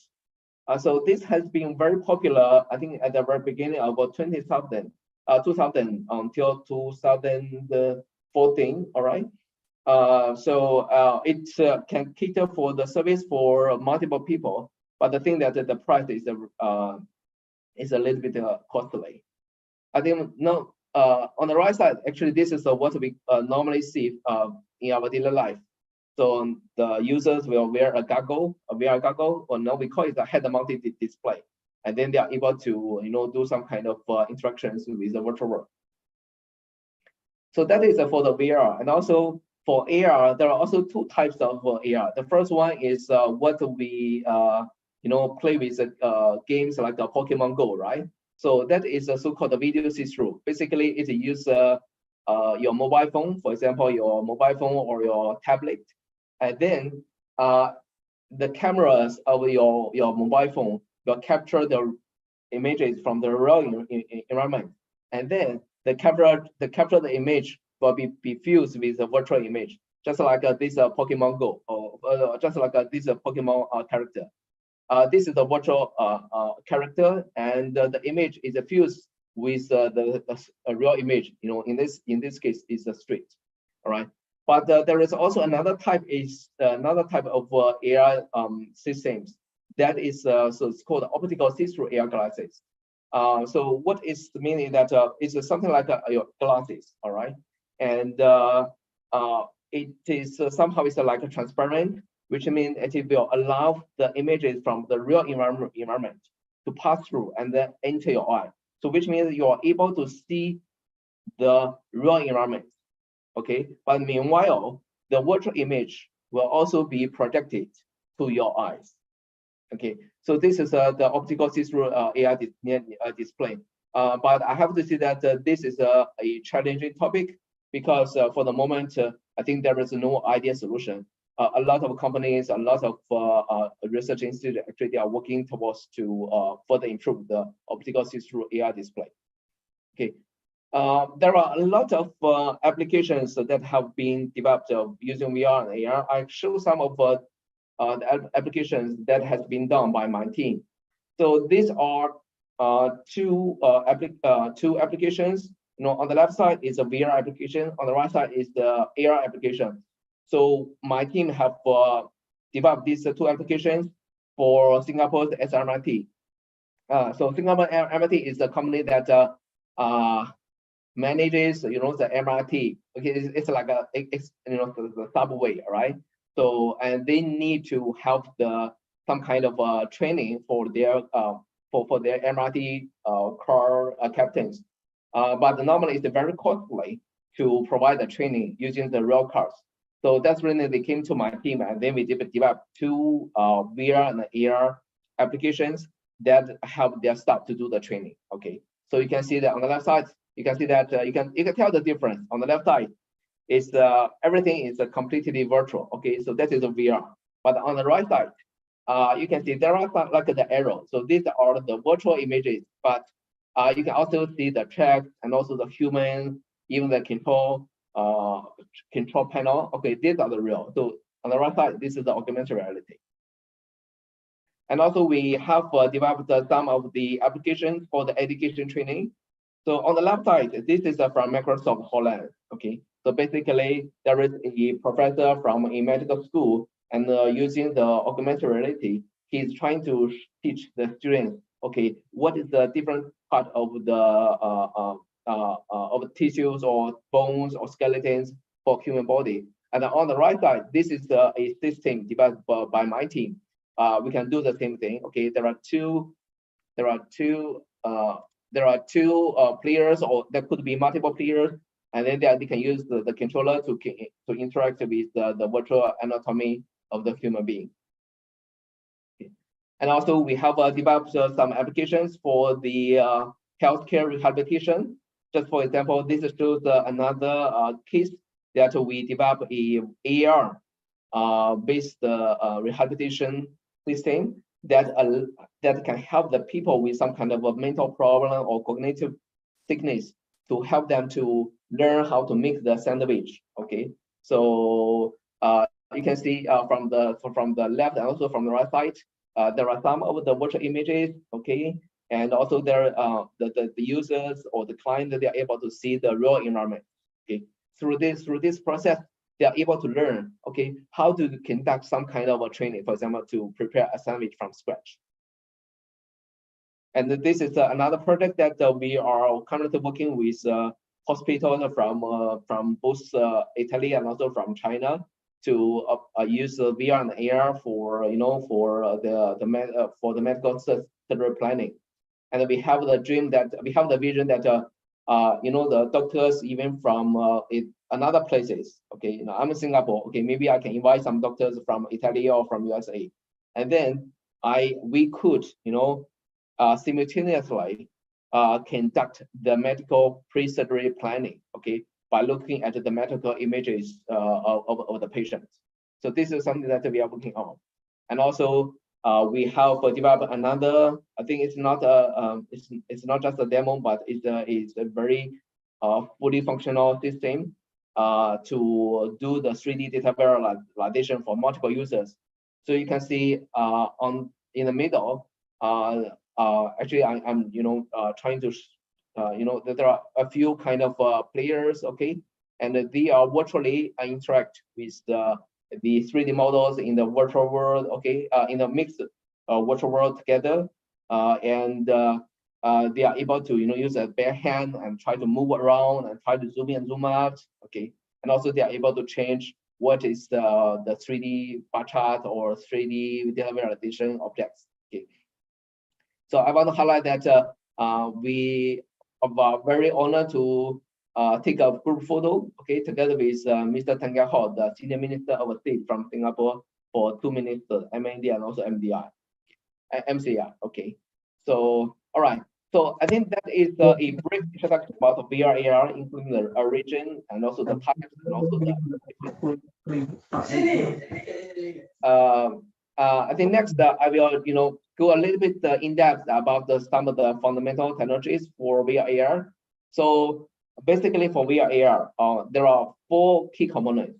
The first one is the display, or we call it the near display. All right. The second is the content, the 3D images or 3D models. Okay, and also there is a tracking. So what does that tracking mean? When you move around, you are able to see the change of the virtual images. Actually, this is done by the tracking, because the tracking is able to locate where you are, and with this tracking information, the computing device is able to dynamically generate the virtual image targeted for your current location. And also the fourth element is the interaction. So you can either use your hands, okay, or you can use your controllers to interact with the virtual objects. Okay, so these are the 4 core key components for VR and AR. So like what I mentioned from the very beginning, these 4 key components have been developed for years, but in the recent years, okay, we are happy to see, and also we are very excited to see artificial intelligence or AI have been utilized to empower those key components. Okay, just I will share some of the technologies that we have developed using the AI to empower the VR AR. for each of the components. And then let's start with the near display. Okay. So near display, in principle, it composes 3 elements. All right. So first of all, you need to have a virtual image source, and then after that, you need to have a relay objects, relay optics. Okay. This relay optics is to to relay the virtual image to the combiner, and then it will can shorter the distance. And then the combiner optics is able to mix the virtual image together with the real environmental image. All right. So just like I see here, so this is the one of the prototype that my team have developed, and also this is published in the top journal in VR/AR. Okay, so in TVCG. So you can see here on the top, this is a virtual image display source. All right, and then there is a lens that is acting as a relay object. Okay, so what is the purpose of this lens? It is mainly utilized to shorten the the transmission path length of the virtual images. And also there is a combiner optics. Okay, the combiner optics will allow the real image from the real environment and also virtual image to be projected into your eye. Okay, so this is how, in general, the near display for VR works. And following this principle, these are the 2 types, two very, I think, preliminary or simple prototype developed by my students. I think about 2 or 3 years ago. So you can see that my students just break down the VR and AR goggles into something that can be easily 3D printed. Okay, because they are young generation. They are very much inspired by the Lego, so they also try to make each of the piece of the VR AR goggles that is more interesting. So and then it allows the students to easily assemble those kind of pieces together, and so that the students, they can feel, oh, this is funny. Okay, and also most important thing that because everything can be 3D printed. Okay, the raw cost for these 2 prototypes is very, very cheap. Okay, I think that it is below Singapore $10. Okay, so this is the two prototypes of the VR and AR goggles that my team had developed. All right. Okay. Of course, if you look at the commercial product, it's much more complex. However, I have to say that although there are so many different types of VR and AR displays, they are not the ideal kind of VR and AR goggles. Okay, so what is the idea of VR AR goggles? So we envision that the future of the VR and AR goggle, especially for AR, is something just like a normal eyeglasses. All right. So, but now, if you look at all the commercially available VR and AR goggles, they have different kind of limitations. Just for example, either that they are too big in terms of the form factor, okay, or they have a very small field of view, okay. Let's say for HoloLens from Microsoft, the diagonal FOV degree is about 53, okay. And also some of the product, they only have a very limited eye box. So what does the eye box mean? Eye box means that when you move your eyeballs, you look to the left and you look to your right side, okay, you are still able to see the images. Okay, now you can do a very simple experiment. Okay, you move your eyeballs. Okay, so this is the eye box. But for some of the VR and AR displays, if you move your eyeballs to the most left side or to the most right side, I think that you will lose the virtual images. Okay, so this is also a limitation for some of the VR AR goggles. And also there is another limitation, which is called avoidance accommodation conflicts. So basically, I put it in a simple words. The avoidance accommodation conflict means that for the virtual images, it is always clear, no matter where your eyes are focused at. Okay, but this is not natural, because in our daily life, okay, when we are looking at something, when our eyes are focused on some object, okay, the other object in front or at the back of the focus objects they will become blurred. So their image will be blurred. But this is not the case for the VR, AR goggles for the moment. So this is so-called the version accommodation conflicts. And this is one of the key reasons that some people, they will feel dizzy, okay, have the stubborn thickening after they wear the VR, AR goggles for, let's say, for 30 minutes or even 20 minutes, okay. So one of the key reasons for that is the so-called version accommodation conflict. So if that's the case, you know, how as a researcher, you know, how we are able to solve those kind of limitations, okay, and then we can produce or develop the idea or the ultimate VR AR goggles. So for the moment, there are different types of technologies, okay, different directions, okay. There is one direction that we have been doing along the years, okay, that is so-called the holographic near display. So what is a holographic near display? The concept was first proposed by Andrew Mamoni back to 2019 when he was working with Microsoft. Okay, the idea is that just use a simple hologram film. Okay, just use a single hologram film. Okay, then you are able to see the virtual images. Okay, what is the advantage? Okay, first of all, because the film is very thin. Okay, so it can reduce the size, the form factor, just like the eyeglasses. Secondly, it can achieve up to 80-degree field of view. So you are almost able to see everything, okay, from the virtual images, all right? Because our normal eyeglasses give you about the 90-degree FOV. So this one is the 80-degree. So that is very close to a normal glasses, all right?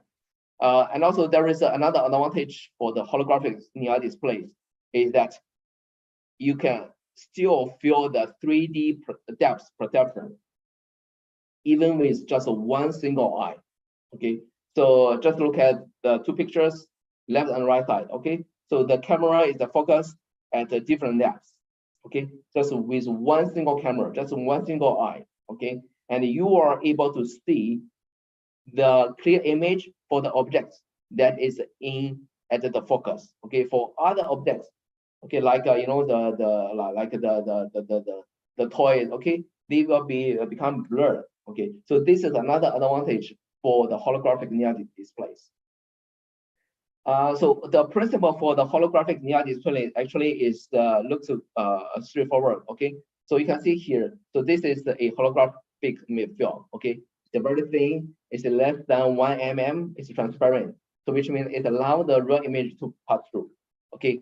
And on the right side, you can see this is this showing that you can see the image from different angles and different image from different angles. Okay, so the principle for hologram at the back is that you just use two laser, use two laser signal, two laser beams. Okay, one beam will be shooting at the object, and then coming to a hologram film. Okay, there is another laser beam working as a reference wave, and then the two beams will interfere at the holographic film. Okay, and then the interference will be recorded on this film.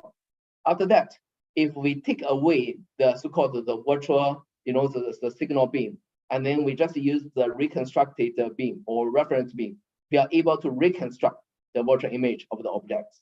So this is the principle of how the hologram works. All right, and on the right side, this is how we experimented by ourselves. Okay, we try to use the hologram to record the 3D images for some of the dices. Okay, and then the bottom two pictures shows we look from two different angles. The image actually is the difference. Okay, then we can use this, the recorded hologram. We call it a hologram HOE or holographic optical element film onto a eyeglasses. Okay, and then we can just shoot in this kind of reference, the laser beam. Okay, and it will help to reconstruct the virtual images. But there is one topic, there is one challenge here. Okay, for the hologram, once it is recorded, it cannot be changed. So which means that it cannot show the dynamic video images. All right. So how to solve the problem? Okay, there is a brilliant idea. So to introduce something is called spatial light modulator. So what are these specialized model or SM work?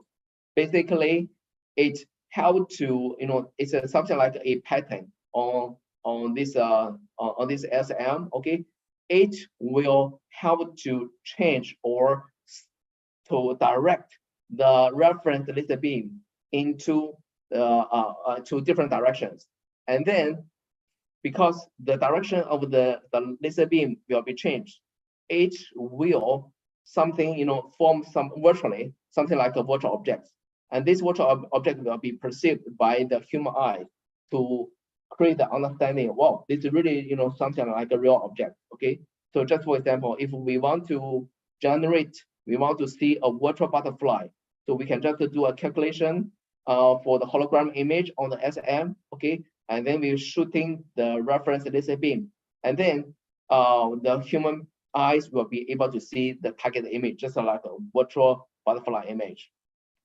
Okay, so this is what we have built up in the past few years. I think that we are one of the few teams in the whole world that is able to generate the hologram, and also for the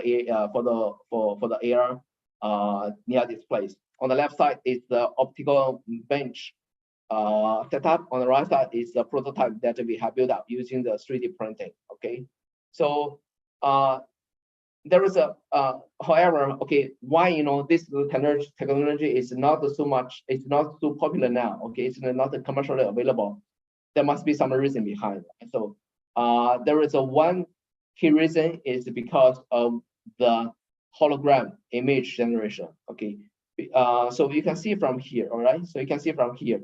This is the hologram.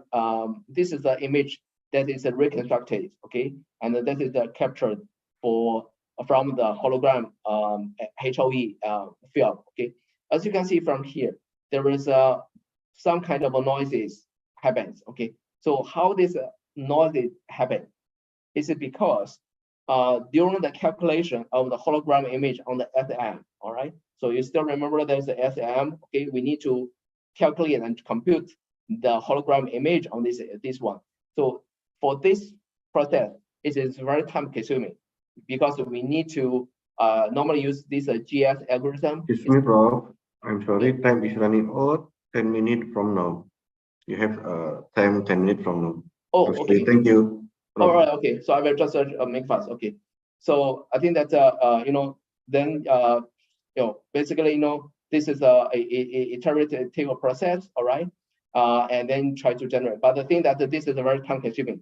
So my team that we have been working together, try to apply, and we have developed some kind of some AR-based algorithms that is able to generate the target output hologram image, and this significantly improve the speed. And also, if you look at the result, just highlight here, compare with the target image, you can see that actually the image is quite close to real images. And also on top of that, we try to put also the the hardwares inside the computation of the AR models, so that we can avoid the defect generated or artifact generated by the hardware, because the hardware setup is very complex. So we further our algorithm and put that into the AR model, and then we are able to generate. We have another system developed. Okay, so this shows the final hologram, and this is the final image that is generated. All right.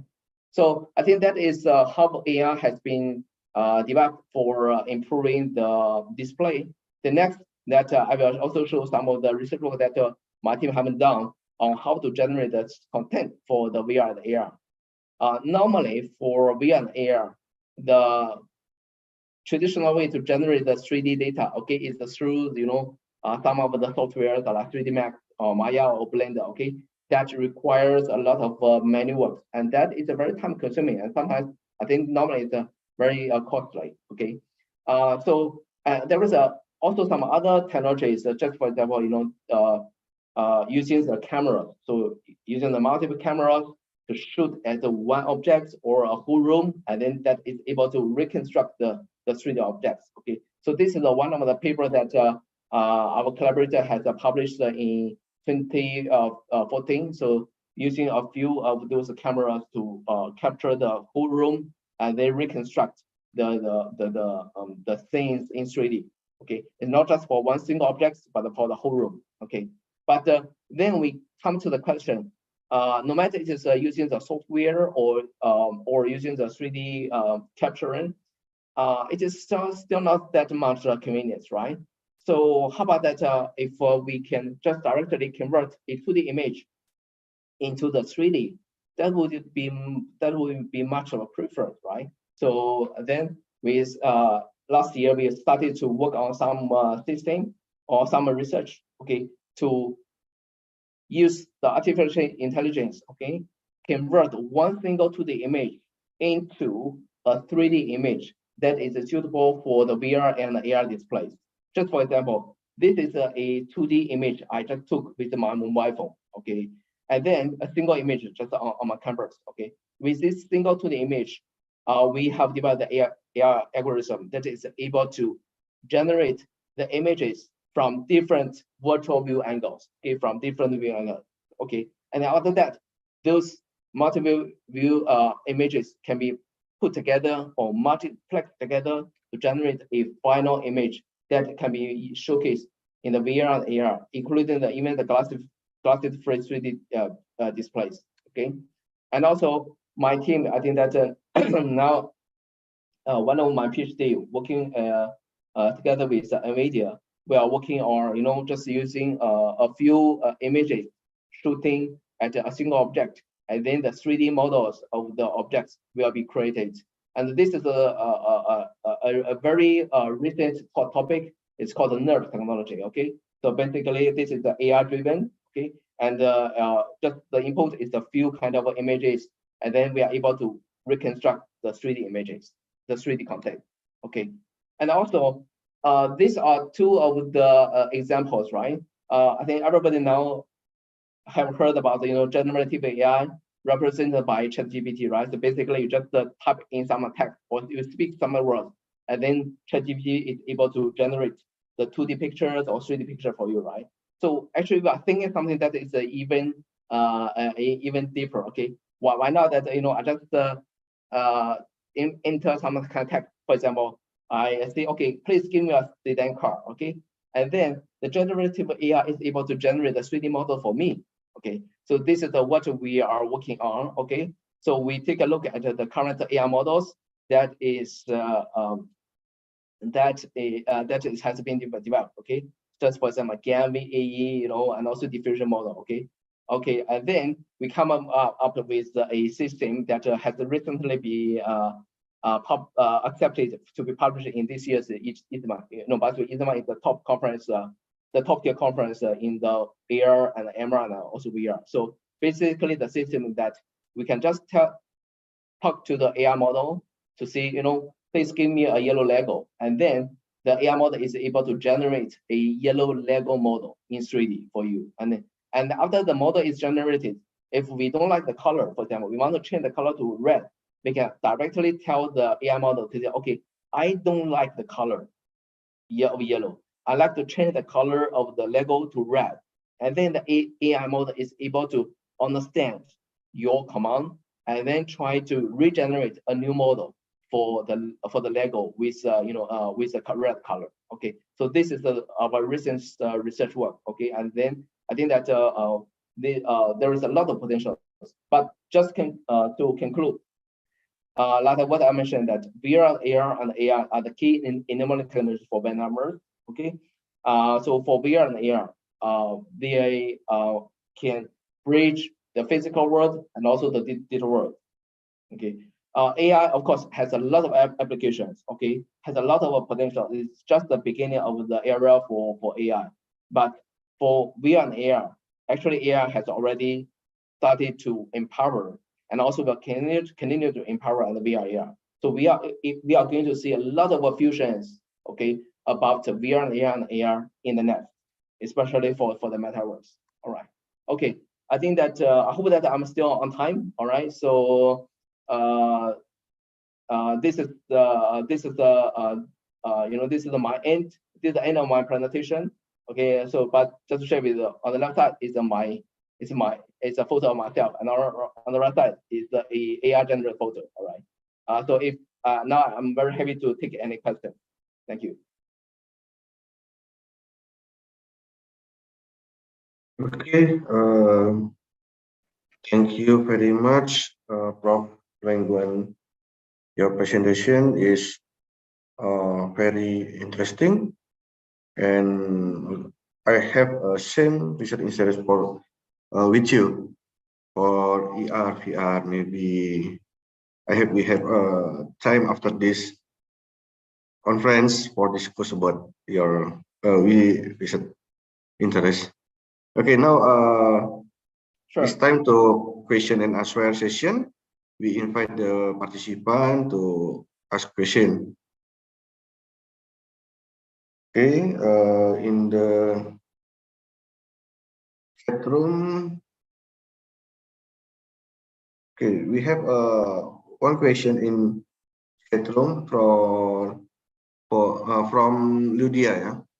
Yeah?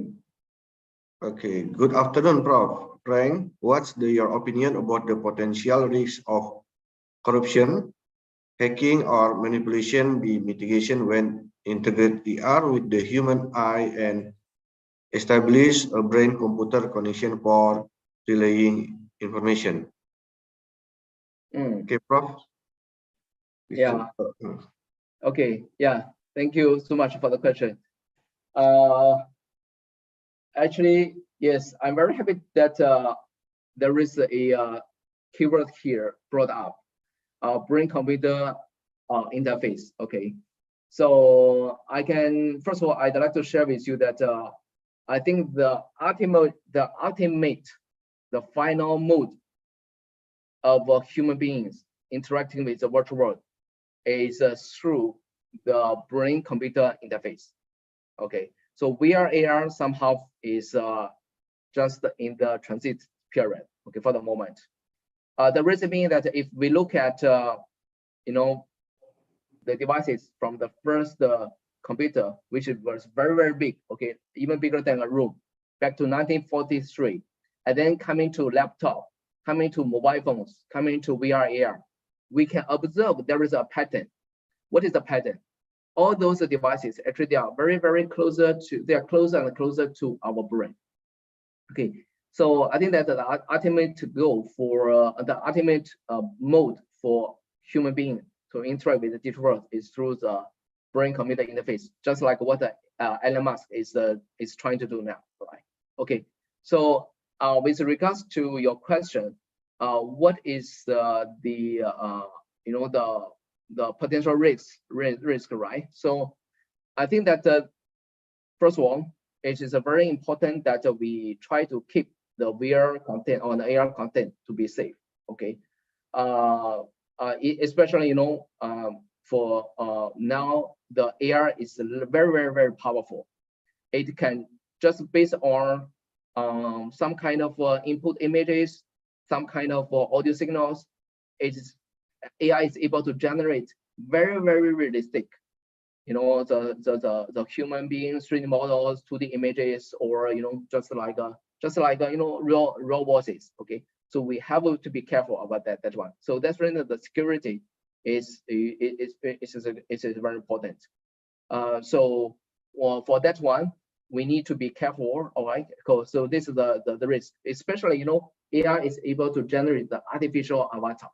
Okay, just like a real human beings, and you cannot tell whether it's true or not. Okay, just for example, you know, maybe the AI, I think now AI is able to generate someone like me, but it's a virtual avatar. Okay, if my friends or my connection or my families, they see me, my avatar in the virtual world, so they might get some kind of a cheating. Okay, so this is something that we need to be very careful. Yeah. So I just give you one example for this question. I hope that answered the question.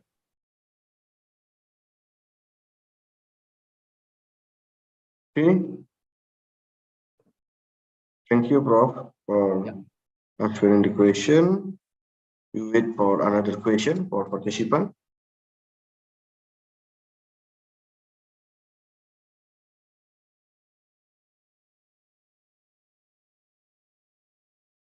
Okay, we have another question from Jos Timata Tarigan. Hi, Prof. Frank. With some presentation, I would like to know what do you think about VR in entertainment industry, such as movie or gaming. I noticed that there are lack of progress or research in this area is very poor. Response from the user, considering VR-based game has existed for quite some time. Do you think with this new hardware we will see a breakthrough in that area? Okay, please can the answer in this question, Prof? Yes, I think this is a good observation. All right. So in the past almost 10 years, from 2014 onward, I think that the VR AR has always been a hot topic. There are, companies like HTC, like Meta or Facebook, all right, and Google, Microsoft. Okay, they have different products available in the market.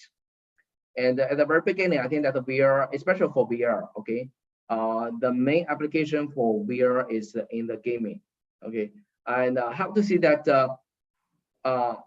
there is still a market there, okay, because there are some applications in VR in terms of the gaming, but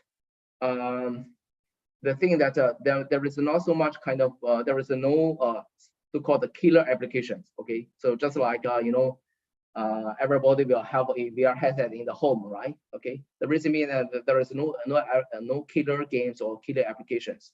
So this is the key reason for that.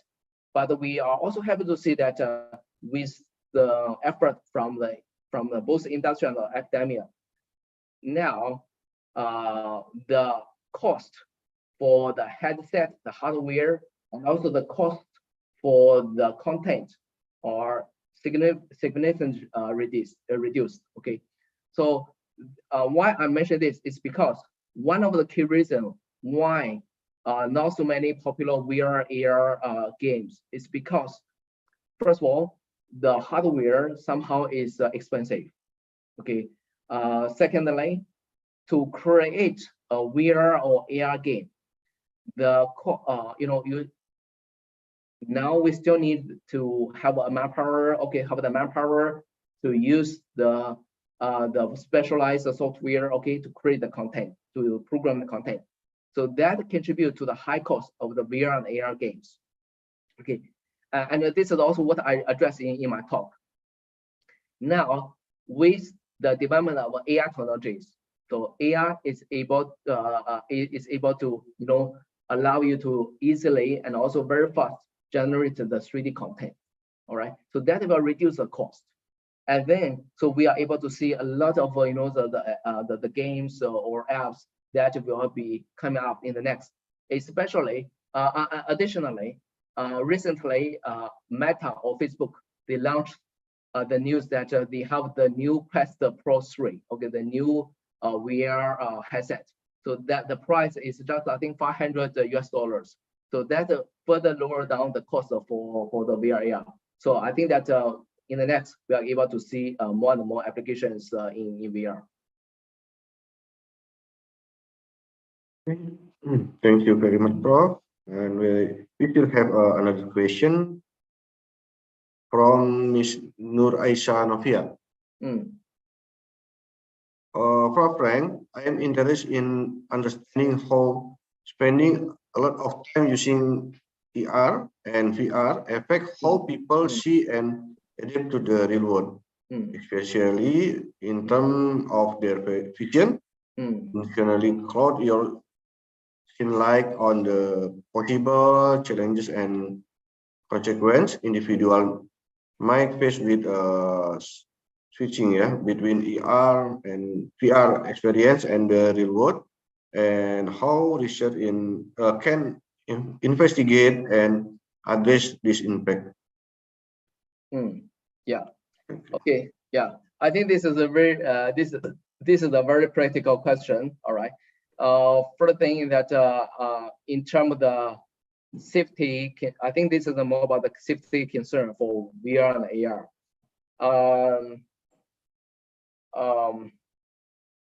Okay, so I think that some of you have experienced maybe VR or maybe with AR before. Okay, maybe for a part of the users, okay, you will started to feel dizzy. Okay, you just lost your balance after you play with VR, especially with VR. Okay, because this is something that this is more serious with VR. Okay, you are starting to feel dizzy or losing your balance. Okay, there are a few kind of reasons that contribute to that one. All right. The first one is what I mentioned in my talk. It's a vertex accommodation complex. Okay. The second is also about the content. Okay. So because of the content generation, somehow that if it is not done properly, it can it does not match how our eyes perceive with the real environment. Okay. And then that will lead to some kind of fatigue for our brain. Okay. On the other hand, I think talking about the vision, all right. I think that we need to look at a different type or different group of users. First of all, is for the users at the young age, for example, primary school or secondary school students, or even high school students. I do not recommend them to play a long time with the VR and AR. The reason being that their eyes, are still at the developing stage. Okay, if they wear the VR and AR for a long time, by exposing their eyeballs to the high, the high density of virtual images of the displays, that will naturally, have some kind of negative impact. Just like the child, if they watch TV for a long time, okay, that is not recommended, right? Similarly for VR AR, especially in the VR AR, the image, the display is very close to your eye. Okay, so that is something that we need to take care. And also for the mentioned vertex accommodation complex, that is also another thing we need to take care. And then for the adult learners, for adult players, I think somehow that we could, because some, the eye vision system are somehow already developed, so we are not so much constrained. But still, we need to think about it, because first of all, okay, don't play too much time, okay? Otherwise, I think your eyesight will be suffered. And secondly, also need to watch the safety around you, especially for VR games, because when you wear the VR headset for playing the games, you are so much immersed in the games, and then there is a high chance that some players may just knock into the wall or knock into the chair or the tables. Okay, this is something that we need to think about. And then maybe I'll come to your second part. Possible challenge and consequence individual might be student behavior. Okay. For individuals switch from VR and AR experience with the real world, I think that for AR to the real world somehow it's not that much challenging. The reason being that when you are wearing the AR, you are still able to see the real environment. Okay, it's more about the VR. Okay, for the VR experience you first after you play with the VR things. Okay, there are two kind of challenges. Okay, two aspects. The first one is the mental. The second one is the physical. For the mental wise, is that there might be some kind of unhealthy content. All right, in the virtual world. Okay, so just for example, if some students or some of the players they accept those kind of virtual content in the VR, okay, and we don't like them to apply those kind of behaviors into the real world. Okay, so this is more for the mental side. For the physical side, after some of the players they play with the VR, okay, so they need to sit a few, for a short period of time in order to recover from the virtual world. Okay, so that this allow the eyes and also the brains to adapt to the real environment. I hope that answered the question. Yeah. So this is my answer for this question. Okay, thank you, Prof. For the next question from Ferry Raja.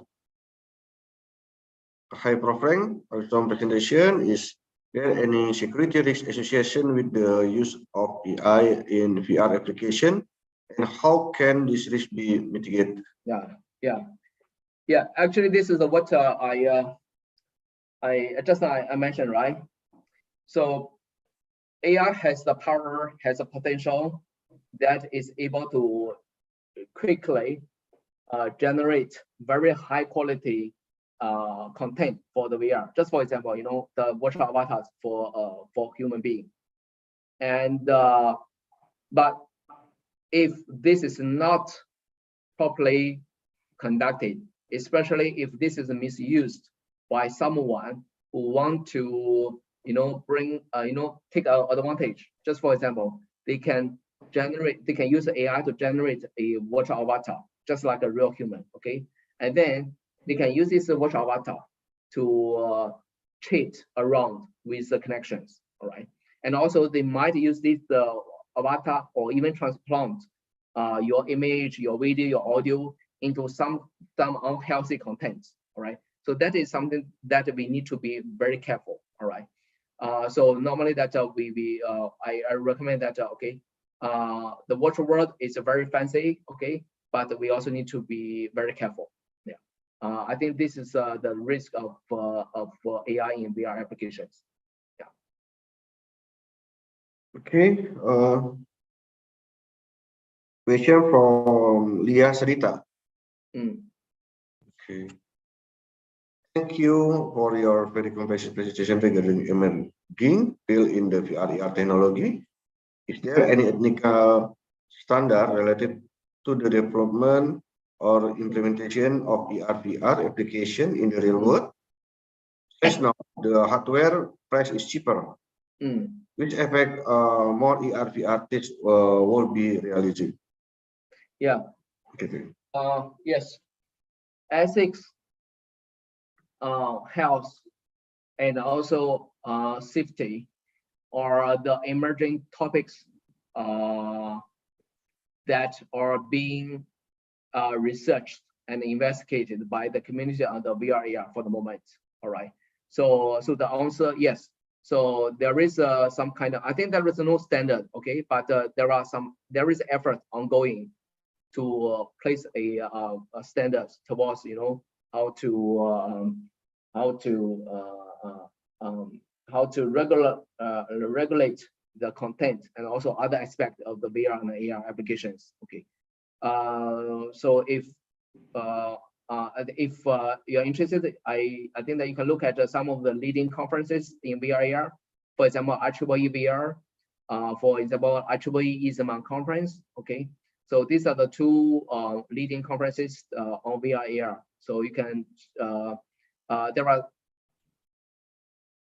now a specific track, okay, looking into the ethical and also the health, the safety issues with VR and AR applications. Yeah. Thank you, Prof. For the next question from Dr. Jainal Akbar. Dear Prof. Frank, thank you for sharing your interesting research activity. There is a multitude of VR/AR solutions have been offered. Have you encountered any interoperability issue, example on system or data between solutions in your research project? Yeah, this is a very practical question and a very good question. Yes, I think that for the moment, there are different kind of VR and AR products, okay, and also there are different kind of like SDKs, okay. So I think that this interoperability is one common challenge for the moment for the VR and the AR developers. Okay, so just for example, if you are using the HoloLens, for example, from Microsoft, okay, the applications developed cannot be directly used in another, like a Magic Leap or some other kind of AR systems, okay. So this is due to the difference between the hardware and also the software, the SDK, okay. But we are happy to see that there are some kind of so-called cross-platform engines developed or still under developed that meet these requirements. All right.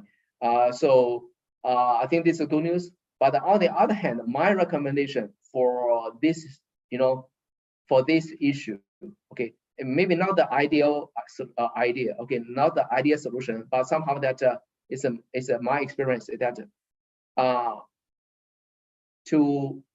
before you start developing your VR and AR application, please do a holistic or comprehensive study about your project, okay, in terms of what is your budget, okay, and what is the deployment environment, okay, and what is the target audience, all right, and then you do a very complete and holistic study about your project requirement, and based on that, try to select the proper AR, the VR, even the hardware and also the software, okay. So this, I think this is not the ideal solution, but this is more like a workaround for the moment. I think I'm sorry for this because the commercial product, they have their own business needs, right? So they have different kind of hardware and also the software. So I think that this is a common challenge. Yeah. Okay, thank you, Ron. We have two questions for the last because we have a limited time. The first is from Dr. Esa Prakasa. Okay. Prof. Frank, what kind of machine or computer that will be used to convert to the image to 3D object in the real-time application system? And for the last question from Ferdi Raja, what is the potential for collaboration between various disciplines such as neuroscience and computer science in the development of more advanced AI for VR? Okay. Yeah. Please. Maybe I address the first question. The answer is unfortunately so far there is no AI model that is able to convert the 2D image to 3D objects in real time. Okay, from my knowledge, it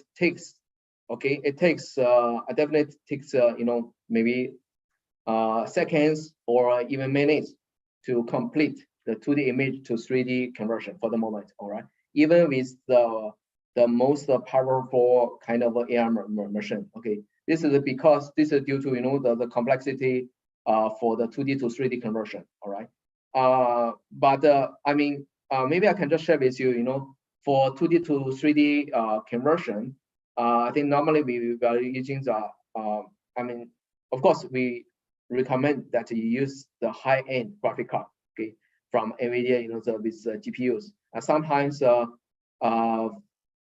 we could also, leverage on the cloud solution, okay, because normally the graphic cards are quite expensive for the high-end specs. So I think that we can use either, a high-end computer with a graphic card from with the GPU, okay, or we can leverage on some of the cloud-based solution for that. So so this is my answer for this question. The second question, what is the potential for okay, yeah, actually it's not a potential, okay, actually this is a must, okay.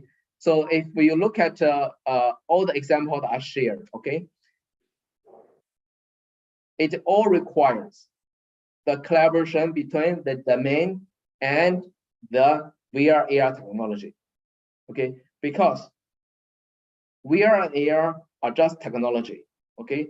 We want to apply them for some of, for your intended application, for your intended objective.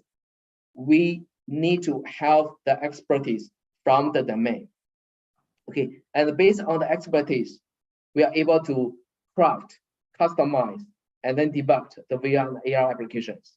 Okay, so for this topic, I'd like to share with you that if you want to do something with VR for neuroscience, my recommendation that you need to have the teams from first one, VR AR, secondly, from neuroscience. So this is a must. Okay, I hope that answers your question. Okay, thank you very much, Prof. Very interesting, especially for myself. I have a question, but maybe I will send you email after this session. Oh, sure. Okay. Okay, thank you. The time is end for keynote speaker session. So, but we still have the photo session. So time and slide for PIC, please. Time to take the photo. PIC or MC.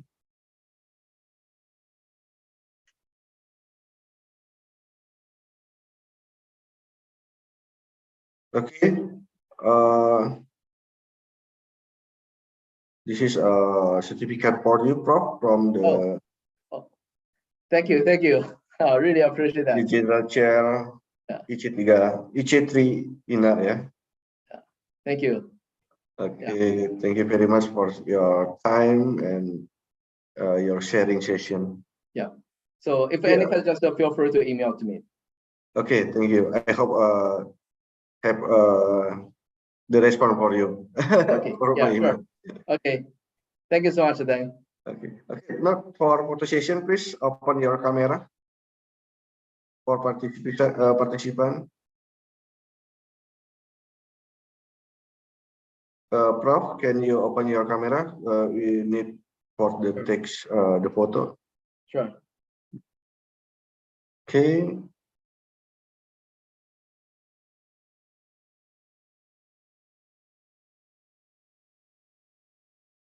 One more.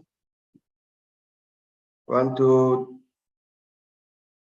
3. Okay. Thank you very much, Prof. Okay. Thank you. Have a nice day. Thank you, Prof. Thank you. Okay, MC, time for you.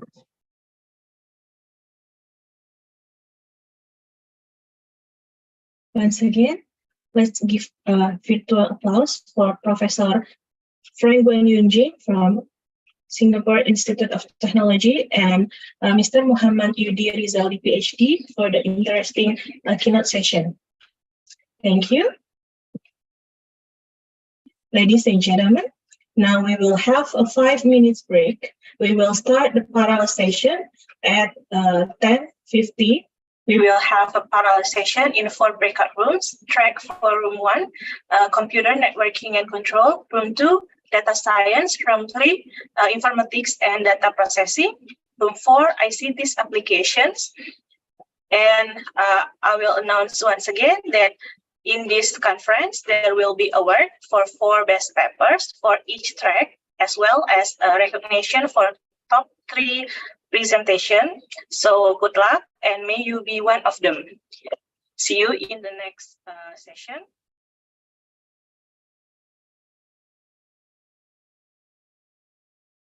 Okay, see you. Bye-bye. Yeah. Thank you, Prof. Bye. Bye.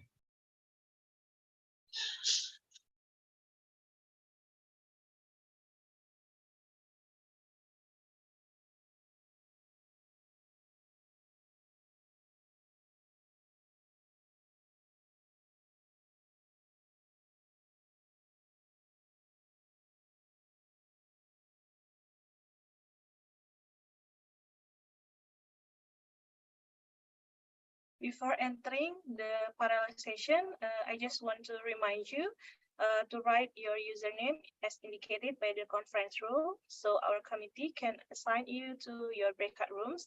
And for participants, maybe you can join the breakout rooms in order what kind of track do you interest. So thank you and see you.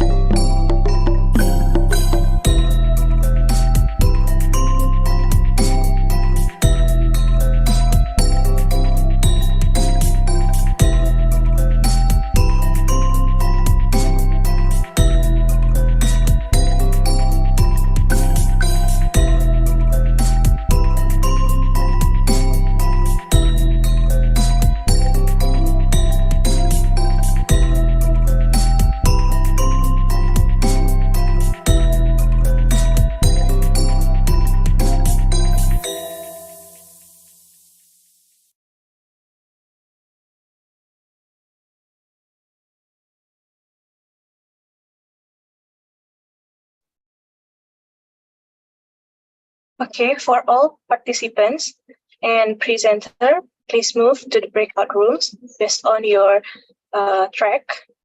And I will remind you once again, please move to the breakout rooms in order to see the presentations. Thank you.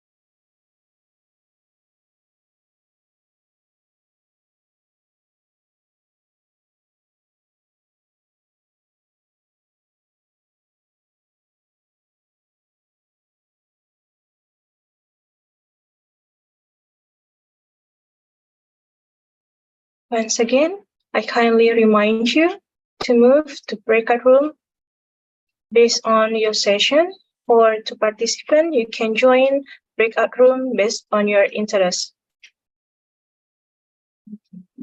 The parallel session is about to begin. Thank you.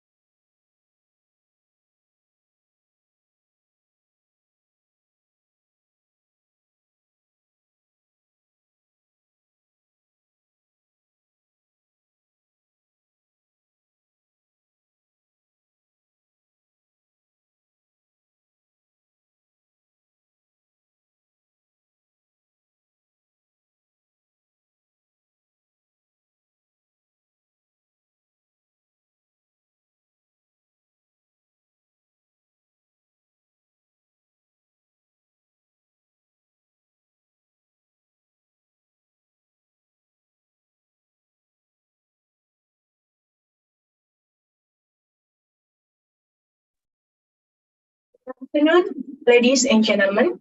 We will having a break session, a lunch break session. We will have the third keynote session and followed by the parallel session starting at 1 p.m. Please join on time. The participants may either stay online or leave the meeting. However, for those who leave the meeting, we require you to join the conference again at 1 Western Indonesian time, using the Zoom link provided by the committee. I also remind you, who does not submit the presentation yet, please submit as soon as possible to the link we provided in the email of announcement a couple days ago, because it's important in order to getting your paper published. Thank you and see you in the next session.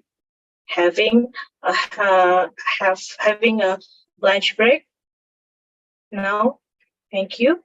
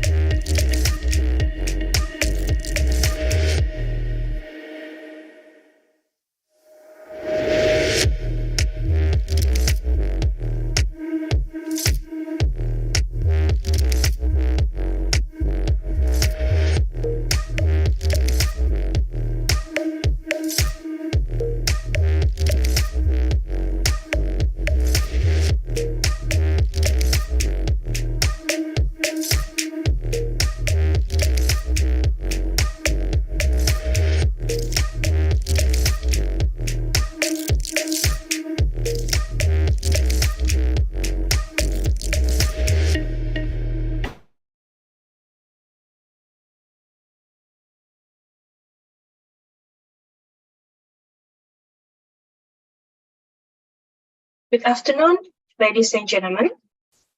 Welcome back to the IC3INA 2023. I hope you all feel refreshed and as excited as in our morning session. Are you ready for the next agenda? Okay, before we continue to the next agenda, let me kindly remind you, those who are not submit the presentation yet, please submit as soon as possible to the link we provided in the email of announcement a couple days ago, because it's important in order to getting your paper published. Okay, without further ado, we will have the third keynote session delivered by Professor Paula Moraga from King Abdullah University of Science and Technology, KAUS. And the session will be hosted by Mr. Rezi Eko Charaka, PhD, from Research Center for Data Science and Information BRIN. Please welcome Mr. Rezi to moderate this session. To Mr. Rezi, the time is yours. Hello, Assalamualaikum, and very good evening. Or they say 안녕하세요 from South Korea. So I trust you all enjoy your lunch, isn't it? And are ready for some of our intellectual aneurysm. And first, I'm very honored to be chosen as the moderator for the third session of our practice event. And my name is Rezi, as researcher at Research Center for Data and Information Sciences, BRIN. And today, my job is to make sure that discussion is smooth as butter, and everyone gets the moment in the spotlight. And I will try to maintain the atmosphere so delightful, and it will make you forget you are not in a comedy show. Okay, today, we are expecting that to have Paula here. Unfortunately, she's unable to join with us because due to previous commitment. And however, as our research, that my research and Paula's research quite closely, I will do my best to address any questions you may have. And additionally, you are very much welcome to contact her directly via email for further inquiries. And Paula is one of my best friends so far, and she's professor at Statistics, King Abdullah University of Science and Technology, which is very prestigious university. I know that some of you like this university, isn't it? And Paula received her master in biostat from the Harvard University, and her PhD in mathematics from the University of Valencia, Italy. And Paula develops innovative statistical methods and open source software for spatial data analysis and also health surveillance. And Paula, including make some of the packages like the spatio-temporal modeling, and also how to detections of the cluster, and make some research about the travel-related spread of disease, like the pandemic that we experienced by last 2 years. And also, her work has directly informed strategic policy in reducing the burden of disease like the malaria and also cancer in several countries. And I know that Paula many times visit Africa to do some research about this disease. And Paula also published many paper journals, and also leading associate editor at the Journal of the Royal Statistics Society Series A, which is very prestigious subject in statistics maintained by Oxford University. And also she is the author of the book Geospatial Health Data, Modeling and Visualization with R and INLA and Shiny. And also her friend that she very much prestigious researcher, because Paula get the Leighton Prize for her pioneering research in disease surveillance, and also it because her significant contribution in the development of sustainable solutions to health and also environmental challenges globally. Okay, let's begin.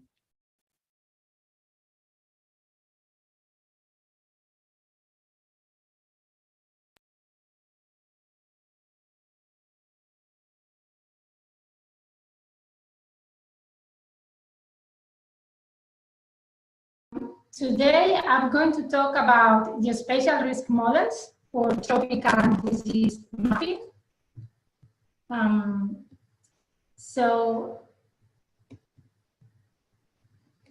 First, a little bit about my research. In September, I will join KAUS as an assistant professor of statistics and I will be the principal investigator of the Geospatial Statistics and Health Surveillance Research Group. My work focuses on the development of statistical methods and computational tools for disease surveillance. I have developed methods to understand the spatial variations in temporal trends of diseases, and here we apply it to monitor cervical cancer in white women in the United States. I've also developed methods to integrate data at different spatial resolutions, and here we apply it to combine point level and aerial level data of air pollution to construct a spatially continuous surface that can be useful for policymaking at the local level.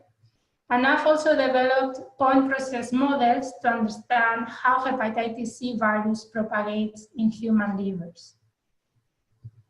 I also developed software, so my methods can be widely available and provide benefits via my own applications.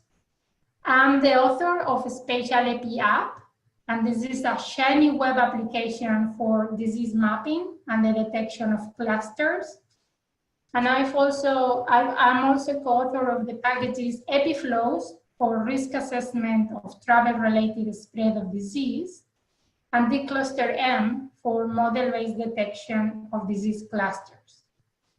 I also collaborate with multidisciplinary teams looking at how diseases distribute in space and time and identifying risk factors. I developed a modeling architecture to predict lymphatic filariasis in sub-Saharan Africa. This is a disease also called elephantiasis. And I participated in a project identifying risk factors of leptospirosis in Brazil. This is a disease transmitted by the urine of the rats and very common in urban slum communities. And another project assessing the effect of two interventions, larval source management and house improvement, on malaria transmission in Malawi. As I said before, I'm joining KAUST, and I'm looking for outstanding PhD students and postdocs to join my group. So if you are interested, please get in touch.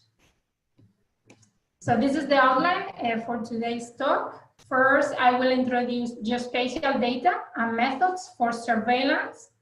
And then I will talk about two different applications. One of them is lymphatic filariasis modeling in sub-Saharan Africa, and the other is leptospirosis modeling in Brazil. So as many of you know, this is John Snow map of cholera in London in 1854. In that year, there was an outbreak of cholera in London, and people didn't know how it occurred because they didn't know how cholera was transmitted. So Dr. John Snow mapped the deaths, and he found out that all deaths were clustered around a water pump in Broad Street. So he convinced the authorities to remove the water pump, and when they did that, the outbreak disappeared. This is one of the first examples of the importance of geospatial methods for disease surveillance. These methods use data on disease cases, individuals at risk, and risk factors, and they are useful to understand geographic and temporal patterns, measure inequalities, identify potential risk factors, early detection of outbreaks. The results of this analysis can be communicated using maps and other visualizations, and they are very helpful for decision makers to better allocate limited resources and to design strategies for disease prevention and control. Many of these methods are also useful in other disciplines, as we have seen, that use georeference data such as ecology, demography, or criminology. Spatial data can be categorized in three types: aerial data, geostatistical data, and point patterns. In aerial data, the region of study is partitioned in several sub-areas, and we know the number of cases, the population at risk, and risk factors in each of the areas. And the objective is to estimate what is the disease risk in each of the areas. In the statistical data, we assume that the risk is a spatially continuous process that we can measure at specific locations. Here, for example, we have prevalence surveys of lymphatic filariasis, where we have conducted surveys at these specific locations, and we have measured prevalence. And the objective is to predict what is disease risk in areas that are not sampled. And in point patterns, the data are the locations of the people with the disease. So here, for example, we have, this is the city of Valencia in Spain, and the points represent the locations of people that have kidney disease. This is the same as here, where the dots represent the locations of people that died from cholera. And the objective in point patterns is to understand what is the process that originates this data. Are these data clustered? Are they at random? Are they close to a contamination source? So if we work with aerial data, we can estimate disease risk using the standardized mortality ratio. This is the number of cases observed in an area divided the number of cases expected. So if SMR is equal to 1, the number of cases observed is equal to the number of cases expected. If SMR is greater than 1, we have more cases observed than expected, so we have high risk. And if SMR is less than 1, we have less cases observed than expected, so we have low risk. SMR are very easy to calculate, but they may be misleading and unreliable in areas with small populations or rare diseases. So imagine, for example, that we have an area with very low population and we have 0 cases. So we will get that the SMR and the risk is 0, which is not true.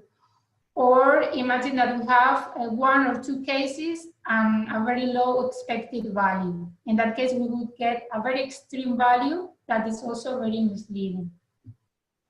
So instead of calculating SMRs, what we do is to use models that enable to incorporate covariates and to borrow information from neighboring areas to obtain a smooth relative risk. So we can use this model, for example, conditional on the relative risk of area I. The number of people with a disease in area I follows a Poisson distribution with mean the expected count times the relative risk. And then we can say that the logarithm of the relative risk is equal to some covariates plus random effects. So here the fixed effects quantify the effects of the covariates on the disease risk, and the random effects represent residual variation that cannot be explained by the available covariates. For example, we can put a spatial random effect to acknowledge that areas that are close to each other may have similar risk. And also we can have an independent random effect and a structured random effect to recognize that areas may have risk independent from the other neighboring areas. In the statistical data, we assume that we have disease risk is a spatially continuous surface that we measure at specific locations, and we want to predict the risk in areas that are not sampled. So we want to go from this map to this map that shows a spatially continuous surface of the disease risk that can be useful for decision making. And we can use a model like this. So here at each of the locations, XI, we conduct a survey.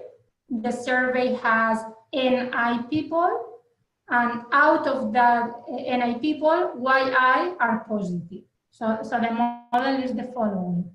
Conditional on the true prevalence at location XI, the number of people that tested positive for the disease follows a binomial distribution with parameters NI, that is the number of people in the survey, and the prevalence. And then again, we can say that the log of the prevalence is equal to some covariates plus random effects. And the covariates, the fixed effects quantify the effects of the covariates on the disease risk, and the random effects model variability that cannot be explained by the covariates. And in point patterns, we assume that the point pattern has been generated as a realization of a point process, and we are interested in identifying patterns in the distribution of the observed locations, estimate the intensity of events, or learning about the correlation between the locations and spatial covariates. So if you're interested in learning more about spatial data and methods, you can take a look at this book, Geospatial Health Data, Modeling and Visualization with R, INLA, and Shiny.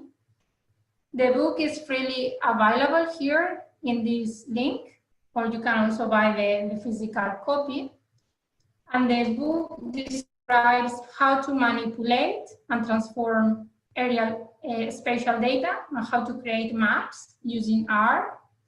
It also shows how to fit and interpret Bayesian models using the INLA and SPVE approaches.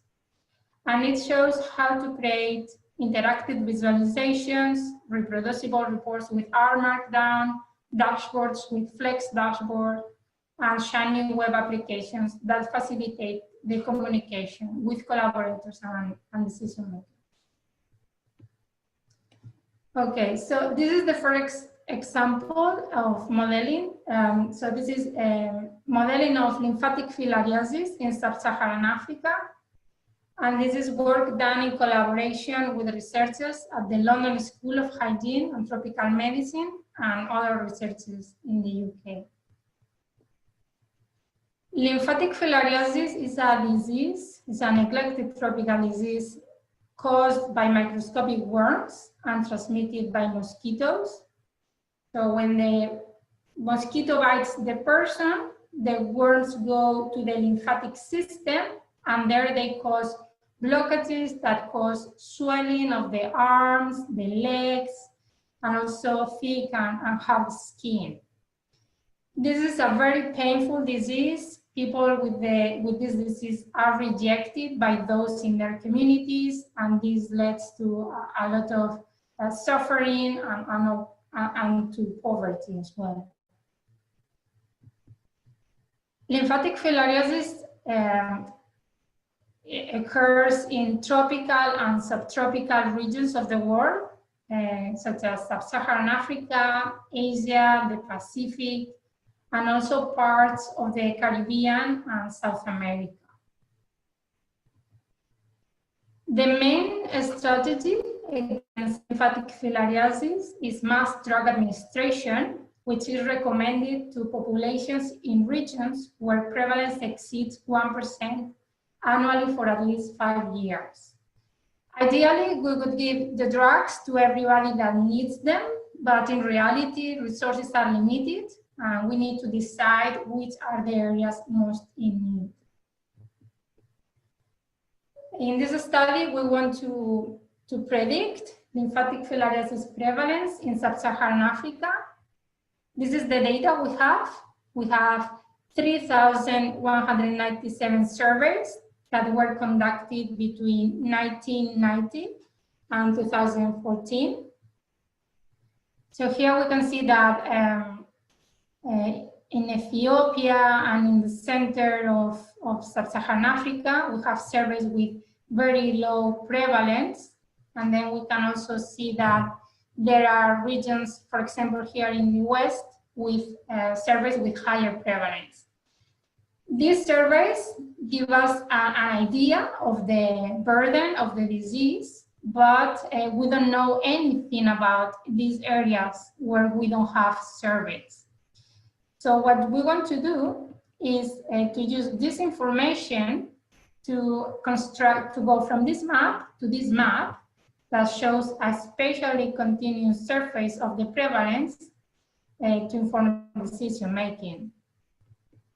And this is the model we use. So this is as I said before, and this is what we do. So conditional on the true prevalence at location XI, the number of people that tested positive for lymphatic filariasis out of NI people in the survey follows a binomial distribution with parameters NI and the prevalence.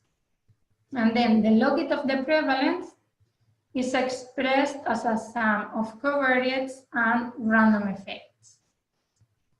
This is a vector-borne disease, so we can use covariates based on characteristics known to affect lymphatic filariasis transmission, such as precipitation, vegetation, elevation, land cover, population density.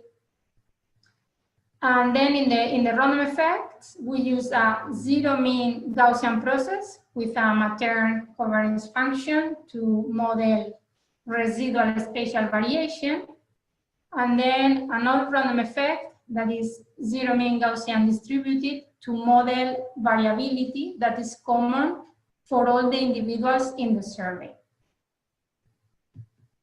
And these are the results. So this is the mean prevalence. We see that prevalence is lower in Ethiopia, in the center of Sub-Saharan Africa. We have higher prevalence in the east coast of Africa, east coast of Madagascar, and also in pockets in the west.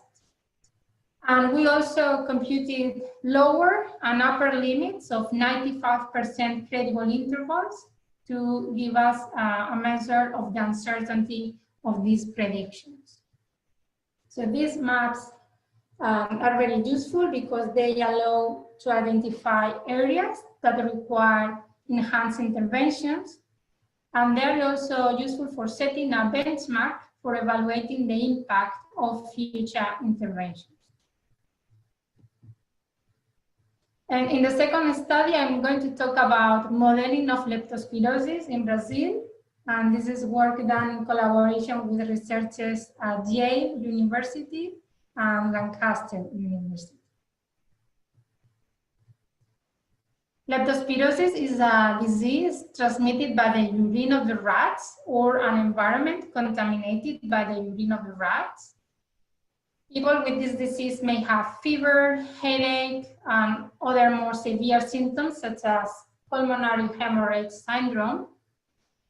And this disease is an urban health problem due to the rapid and disorganized expansion of urban centers that creates ecological conditions for rat-borne transmission. And it affects vulnerable populations such as farmers and residents of urban slums in the tropics. We're going to study leptospirosis in Pau da Lima.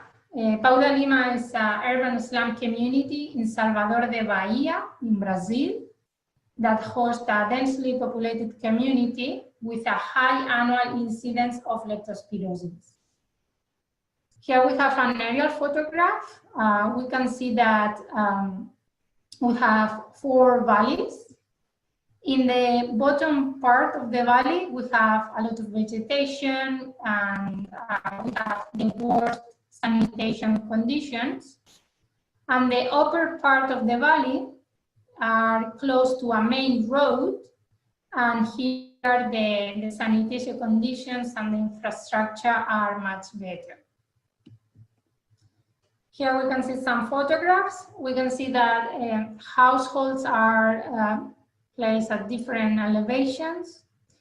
The community has a lot of vegetation, accumulated trash, open sewers, and people carry out risk activities such as being in contact with mud and water that can be contaminated.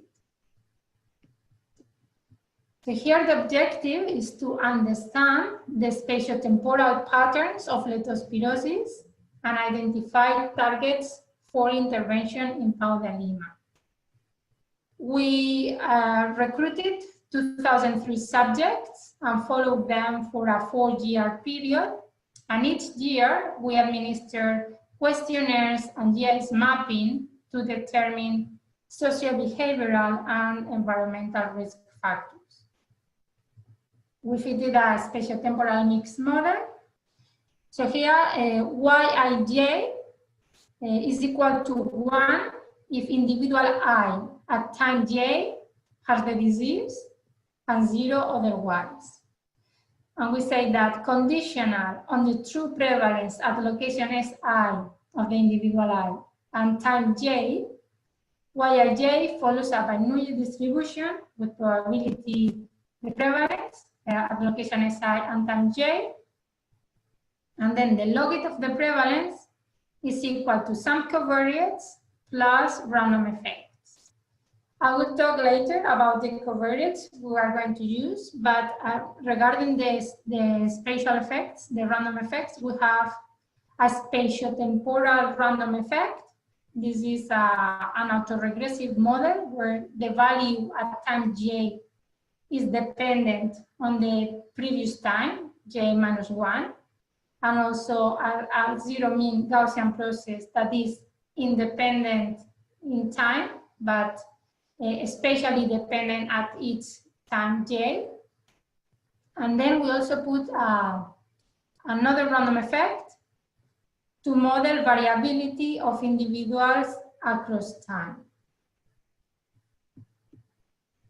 And these are the covariates we recorded. They are grouped in eight categories. We have demographic and social status factors such as gender, age, being literate. We have health factors such as diagnosed with dengue since last visit or vaccinated against yellow fever. Occupational exposures such as working in Pau de Lima or working in garbage removal. Household environment variables such as elevation of the household or distance to the nearest waste sewer, trash dump, household floods. We also have household and work behavior such as contact with flood water, sewer water, mud or trash near house or near job. We also have household and work reservoirs such as observing rats near a house or near a job, and number of rats observed at a single time. So we have all of these variables. Now we're going to follow a procedure to select some of these variables to be in the model. And this is what we do. So we have 8 groups, and within each group, we fit a generalized additive model using all the categorical variables, non-linear effects of the continuous variables, and interactions between them. And then we remove covariates one by one until we obtain a model with minimum ASC. So in the group demographic and social status factors, we select some covariates. In the health factors group, we select other covariates. In the occupational exposures, we select other covariates, and so on. Then we put all the variables together, and again, follow the same approach. We fit a model, a generalized additive model, using all the categorical variables, nonlinear effects of the continuous variables, and interactions between them, and explore further simplification by backward elimination until it's not longer possible to reduce the AIC. So finally, these are the variables we select to be in the fixed effects of our model. We have year follow-up that can be first, second, third, or fourth year. Gender, that can be male or female. Being literate, that can be literate or illiterate. House elevation, observing rats near house. This can be observing or not observing. Contact with mud near house. This is contact or not contact. And a nonlinear effect of age. And here we're going to introduce the nonlinear effect of age as a piecewise linear function with break at 20 years. And these are the results. We see that the risk of leptospirosis is higher in year 4 compared to year 1, and is lower in year 3 compared to year 1. We also see that risk factors are being male, being illiterate, observing rats near home, and contact with mud near home.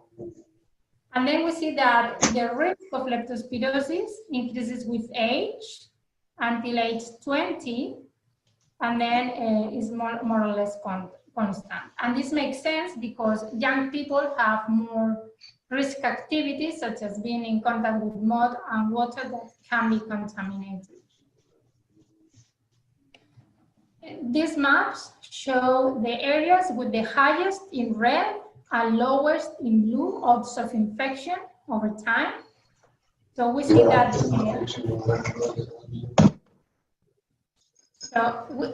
we see that the areas with the highest and lowest odds of infection are more or less the same over time. The areas with the highest risk are located in the lowest part of the valleys where the conditions are worse. And the areas with the lowest odds of infection are located in the more elevated areas. So the model included fixed effects and random effects. And now we can examine the residuals to see, to identify areas where the risk is higher or lower than predicted by the risk factors. For example, this is an area where the residual is 0, and it's a high-risk region in which the measured risk is consistent with prediction. And we have a lot of vegetation, accumulated trash, open sewers, and rats can be seen very easily. This is a location of high positive residual. So the risk is higher than predicted by the risk factors. And this is because there is poor household construction and there is flood risk due to poor infrastructure. And these are locations of high negative residual. So the risk is lower than predicted by the risk factors. And this is because there are open sewers, which increase the risk of leptospirosis, but these open sewers have structural barriers to stop overflow, which decreases the risk. So to conclude, we have seen that young adults, males, and individuals with low social status may have activities that place them in more frequent or more intense contact with source of transmission. We have also seen that adequate sanitation systems may reduce the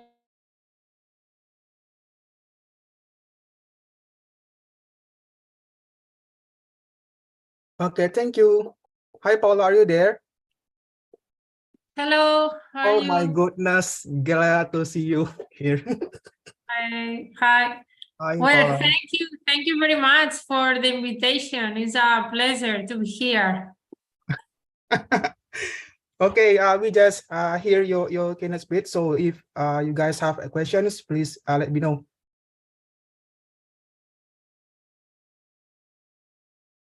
So we have 2 questions here. you would like to read the questions or just read from the chat box? Okay, so I can read them. So the first question is about what are the advantages of using INLA models in statistical analysis? Okay, so INLA stands for Integrated Nested Laplace Approximation, and is a computational approach for Bayesian inference in latent Gaussian models. So we can specify our model that includes covariates, random effects, and then we need to choose a method for inference. In this case, we used INLA because it's very quick compared to MCMC. In MCMC, it's also very flexible. We can include random effects, but if the data is large, or if we're interested in comparing several models, it may take a long time. So INLA, we use INLA because the main advantage is that it's very quick, and we are able to get the results quick. Okay. The second question is about, so I would like to ask, if we are not only interested in spatial factors, but also the time of the event, should the time variable be treated as a covariate, or is there another approach? Okay, so regarding this question, you can do both. I mean, you can include the time as covariate, and this can be as a categorical variable, like time 1, time 2, time 3, like we did in this project, or as a continuous variable, or you can also include splines. But in addition to that, you can also include the temporal component as a random effect if you think that there are variability that cannot be explained by the time component. So you can do both. Another question is from Dian Isnurul. Okay, so the other question is there any approach for modeling data sets with 0 cases or 0 inflated data? Yes, so in this case, in these situations where we have, for example, data about a disease, and the disease is rare, and we have many locations where the number of cases is 0, as this person wrote, we can use 0 inflated models. So in 0 inflated models, we have a part of the model that models the count data, and another part of the model that models the data that are zeros. And this is more appropriate in the cases where we have 0 inflated data. Good. Okay. Another one from the Dr. Husnu. Okay, so I'm curious about the standardized mortality ratio. Do you get the number expected from a data set, or do you calculate? Okay, so you can do both.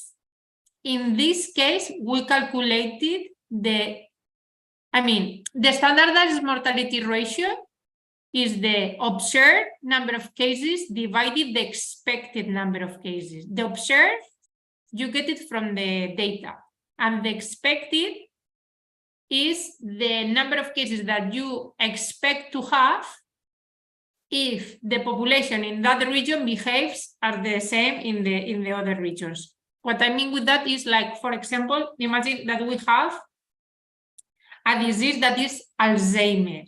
Alzheimer affects more to old people. So if we have 2 regions, one of them with old people and other with young people, in which region we would expect more cases? In the region with old people.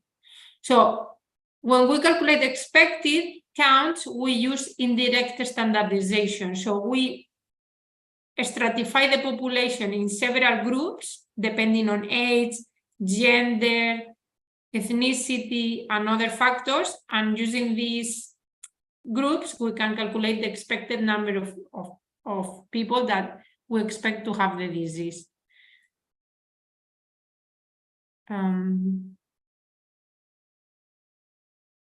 Okay, from Dr. Leah. Yes, so there's another question that says, would you explain how do you choose what statistical method is appropriate for certain diseases?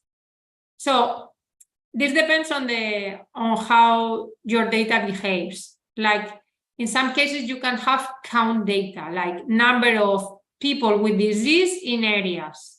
And this is a Poisson distribution with some mean. So in this case, you will use a probability distribution that is a Poisson. If in other situations you have a disease, you have data that correspond to number of positive cases out of n people that have been surveyed, this would be a binomial distribution because the number of people with disease will be bounded. Will be bounded because you have a survey where you have recruited n people, and out of n people, some of them are positive. So this would be binomial. So it depends on how the data was collected and what is the best model that is appropriate for the data. Okay, for another question from Dr. Teduh. Okay, so are you researching how the so-called disease X is said to be 20 times deadlier than the coronavirus? Well, what do you mean by disease X? Is there a disease that is called X or what? No, maybe just anonym, maybe. Can you repeat? From that, maybe it's only for anonym for some disease. Maybe you can predict some disease, maybe 20 times deadlier from the coronavirus. But I don't understand the question, sorry. Maybe Mr. Teduh want to ask directly. Yes, sorry, Professor Moraga. I read in the internet. This is X. Short is a placeholder name that was adopted by the World Health Organization in February 2018 on their short list of blueprint priority disease to represent a hypothetical unknown. Oh, okay. So it is a hypothetical. It's a hypothetical disease. Yeah. But are you? Let me. Oh, and another source said that it's somewhat mysterious name from an illness caused by a presently unknown yet serious microbial threat. I'm not sure I Please slow understand. down, Mr. Teduh. Okay. It's okay. So if it is a political disease, maybe you can ignore my questions. Sorry. I mean, yeah. I mean, so if you have several diseases that you want to analyze jointly, you can also specify joint models to understand what is the relative risk of one disease with respect to others and see relative patterns of the diseases.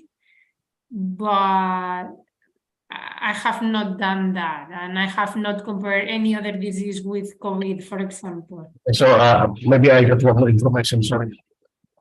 Sorry, you can continue, Mr. Renzi. Thank you, Professor. Thank you. Any questions from the audience? I just wonder, Paula, how the flexibility in for your INLA methods. Yes, so we said before that INLA is very quick, so it's very good for large data, but it's not as flexible as MCMC, for example. Using MCMC, you code your own, you write your own code, and you need to, and it could be more flexible. So for the standard models, if you want to do atlas of cancer or stroke or diabetes or any other disease, you can do it. But if you want for example, a mechanistic model where you want to understand what is the spread of the disease that is driven by contact among people. You want to include very complex interactions. Maybe adalah is not appropriate for that type of models, and you would need to rely on other type of software. Got it. So we have another question from Dr. Teresa. Do we always need to do field studies to validate our geospatial analysis?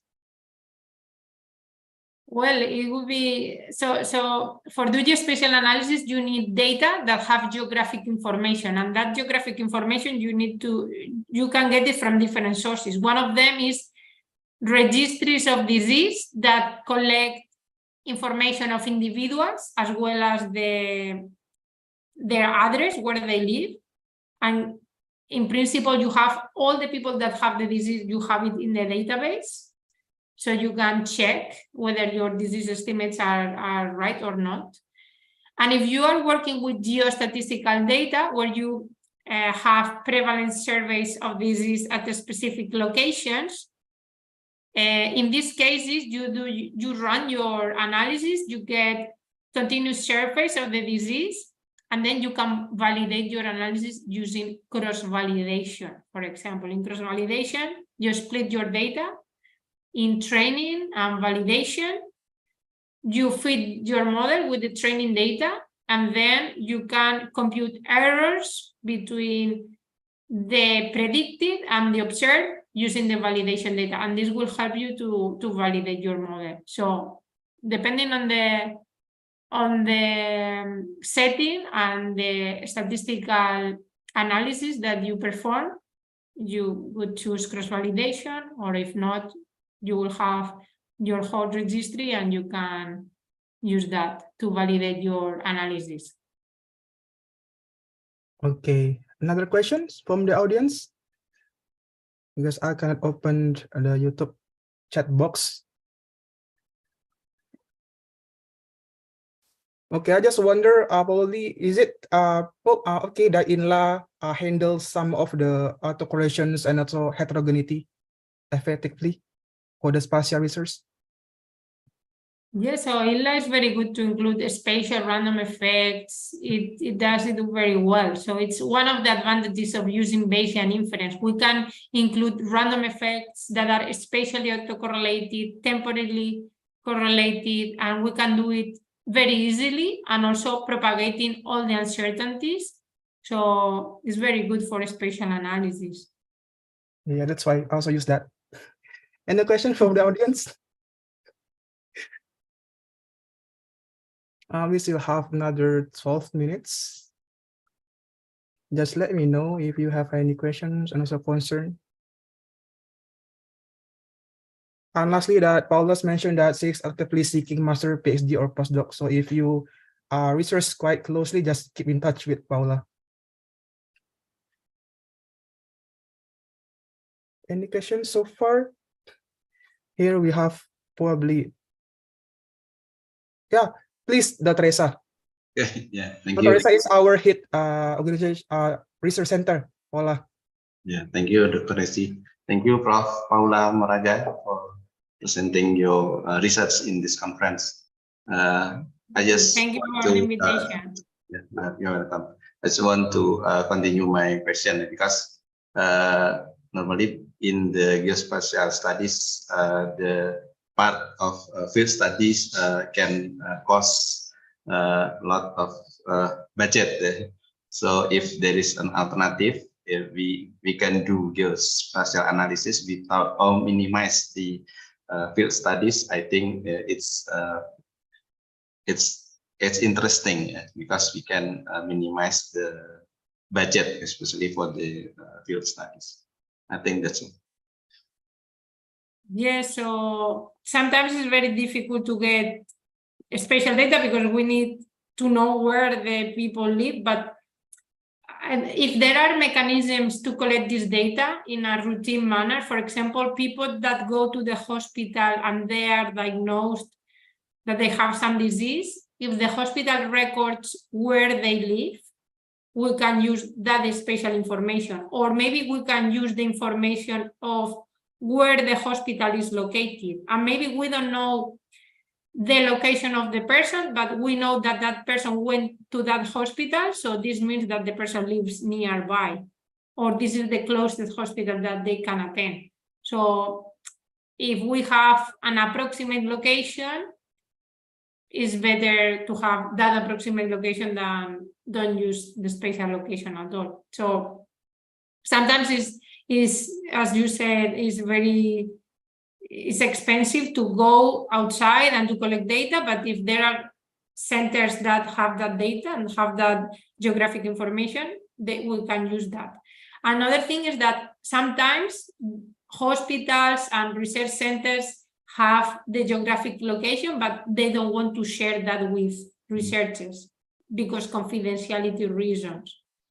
So this is also something that we need to improve, because we need as much information as possible to get better inferences, but yes, so this is something that they need to understand, that data is important and is useful to improve population health.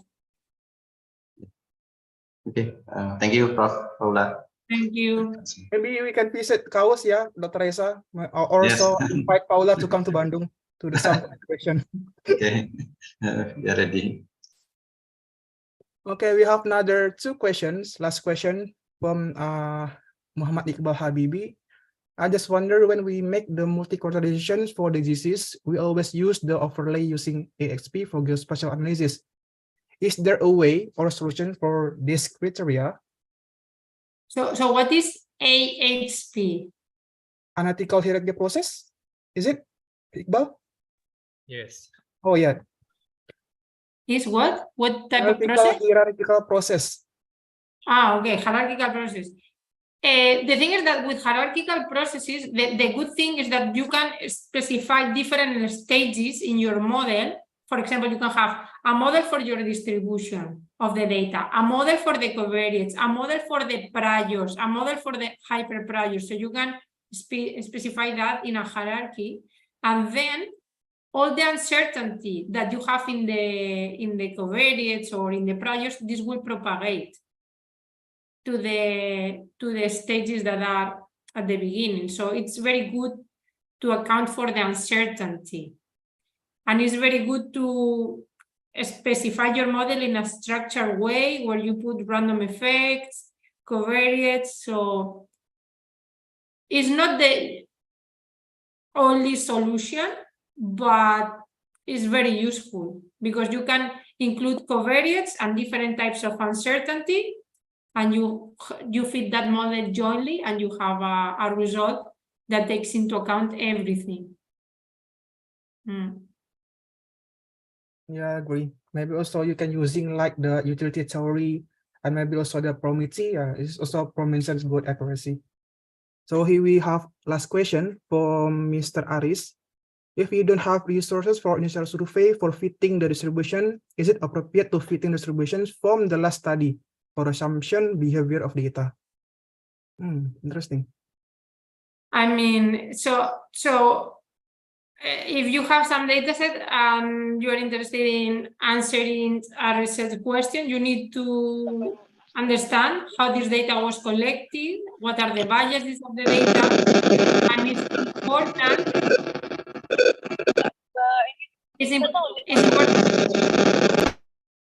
Yeah, so it's important that we establish a relationship, a collaboration with people that knows about the data, and they can tell us if the data is reliable or not, or if there are limitations. So we don't need just to do the analysis and that's it. We need to understand how the data was collected, all the biases, and for doing that, we need to be in touch with people that know about the specific disease, like epidemiologists, physicians that know about the disease, and by collaborating with them, we know if it's appropriate or not.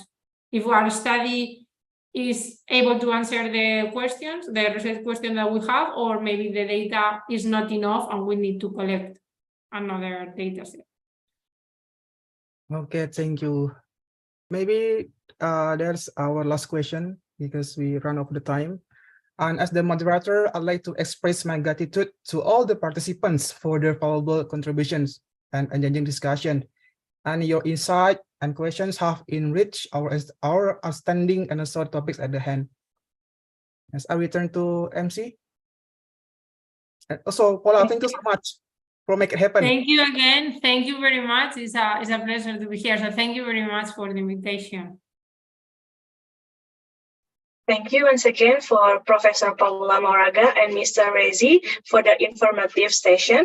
We would like to give a token of appreciation for Professor Paula Moraga and have a sort of photo session for Ms. Wardatul Hanifah. Please take a photo.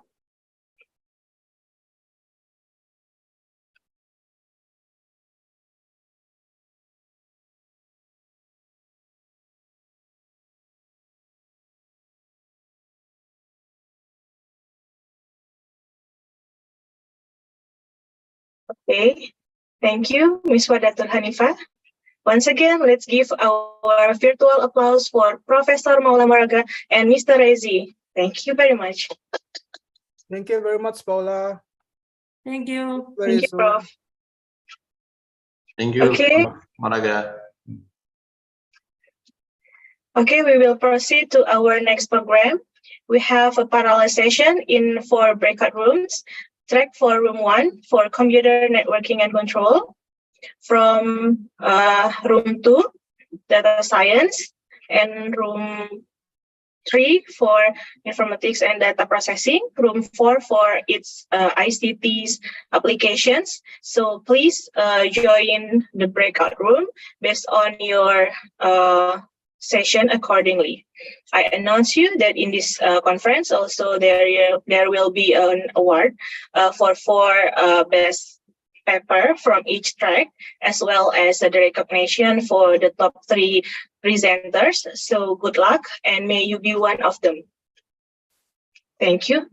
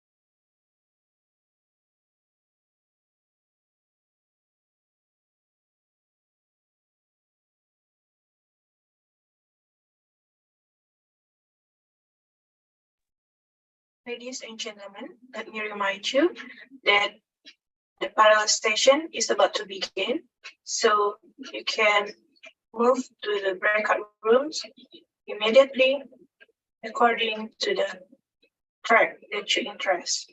Thank you. And the name of the breakout room is based on the chat, the information. So you can choose whether to join one of the breakout rooms. Thank you.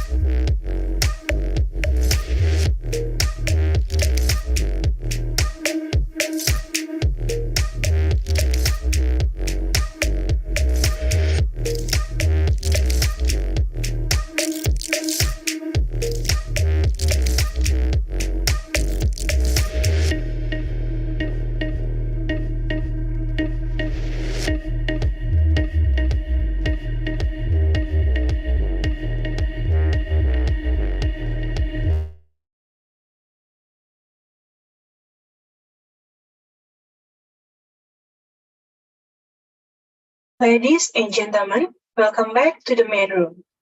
We will have 5 minutes break. After that, we will start the parallel session in the 4 breakout rooms. Track for room 1 is computer networking and control, room 2 for data science, room 3 for informatics and data processing, and room 4 for ICT's applications. I kindly remind those who are not submit the presentation yet, please submit as soon as possible to the link we provided in the email of announcement a couple days ago, because it's important in order to getting your paper published. I announce you that in this conference, there will be award for 4 best papers from each track, as well as recognition for the top 3 presenters. Good luck and may you be one of them. I remind you once again, there will be an afternoon break. Started from now, we will have 15 minutes break. Thank you.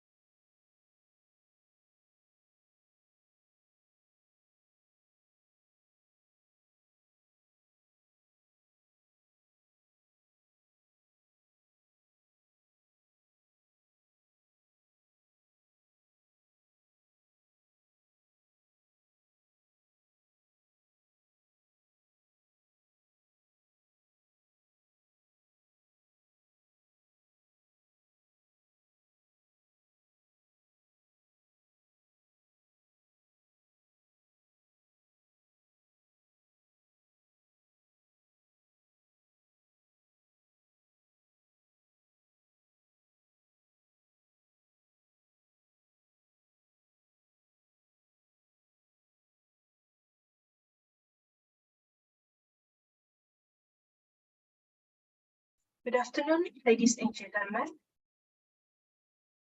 Good afternoon, ladies and gentlemen. Welcome back to IC3INA 2023. We are pleased to inform you that we are now about to enter the last panel session for today. You can now move to the breakout room based on your track. And for participants, you may choose the breakout rooms based on your interest. I remind you once again to write your username as indicated by the conference room, so our committee can assign you to your breakout room. Please join on time. Thank you and see you in the closing session.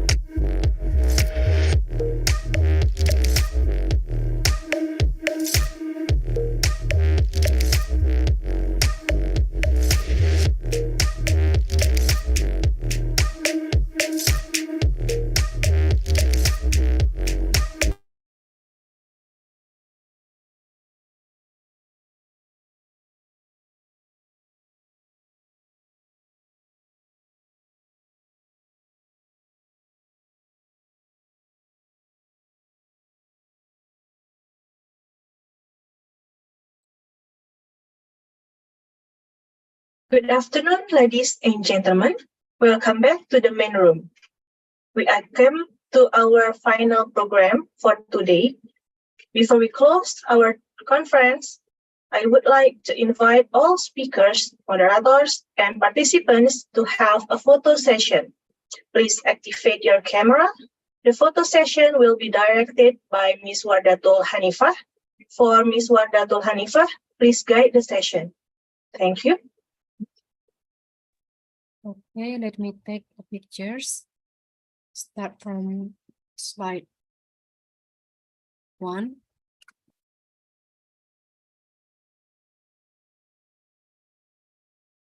Slide 2.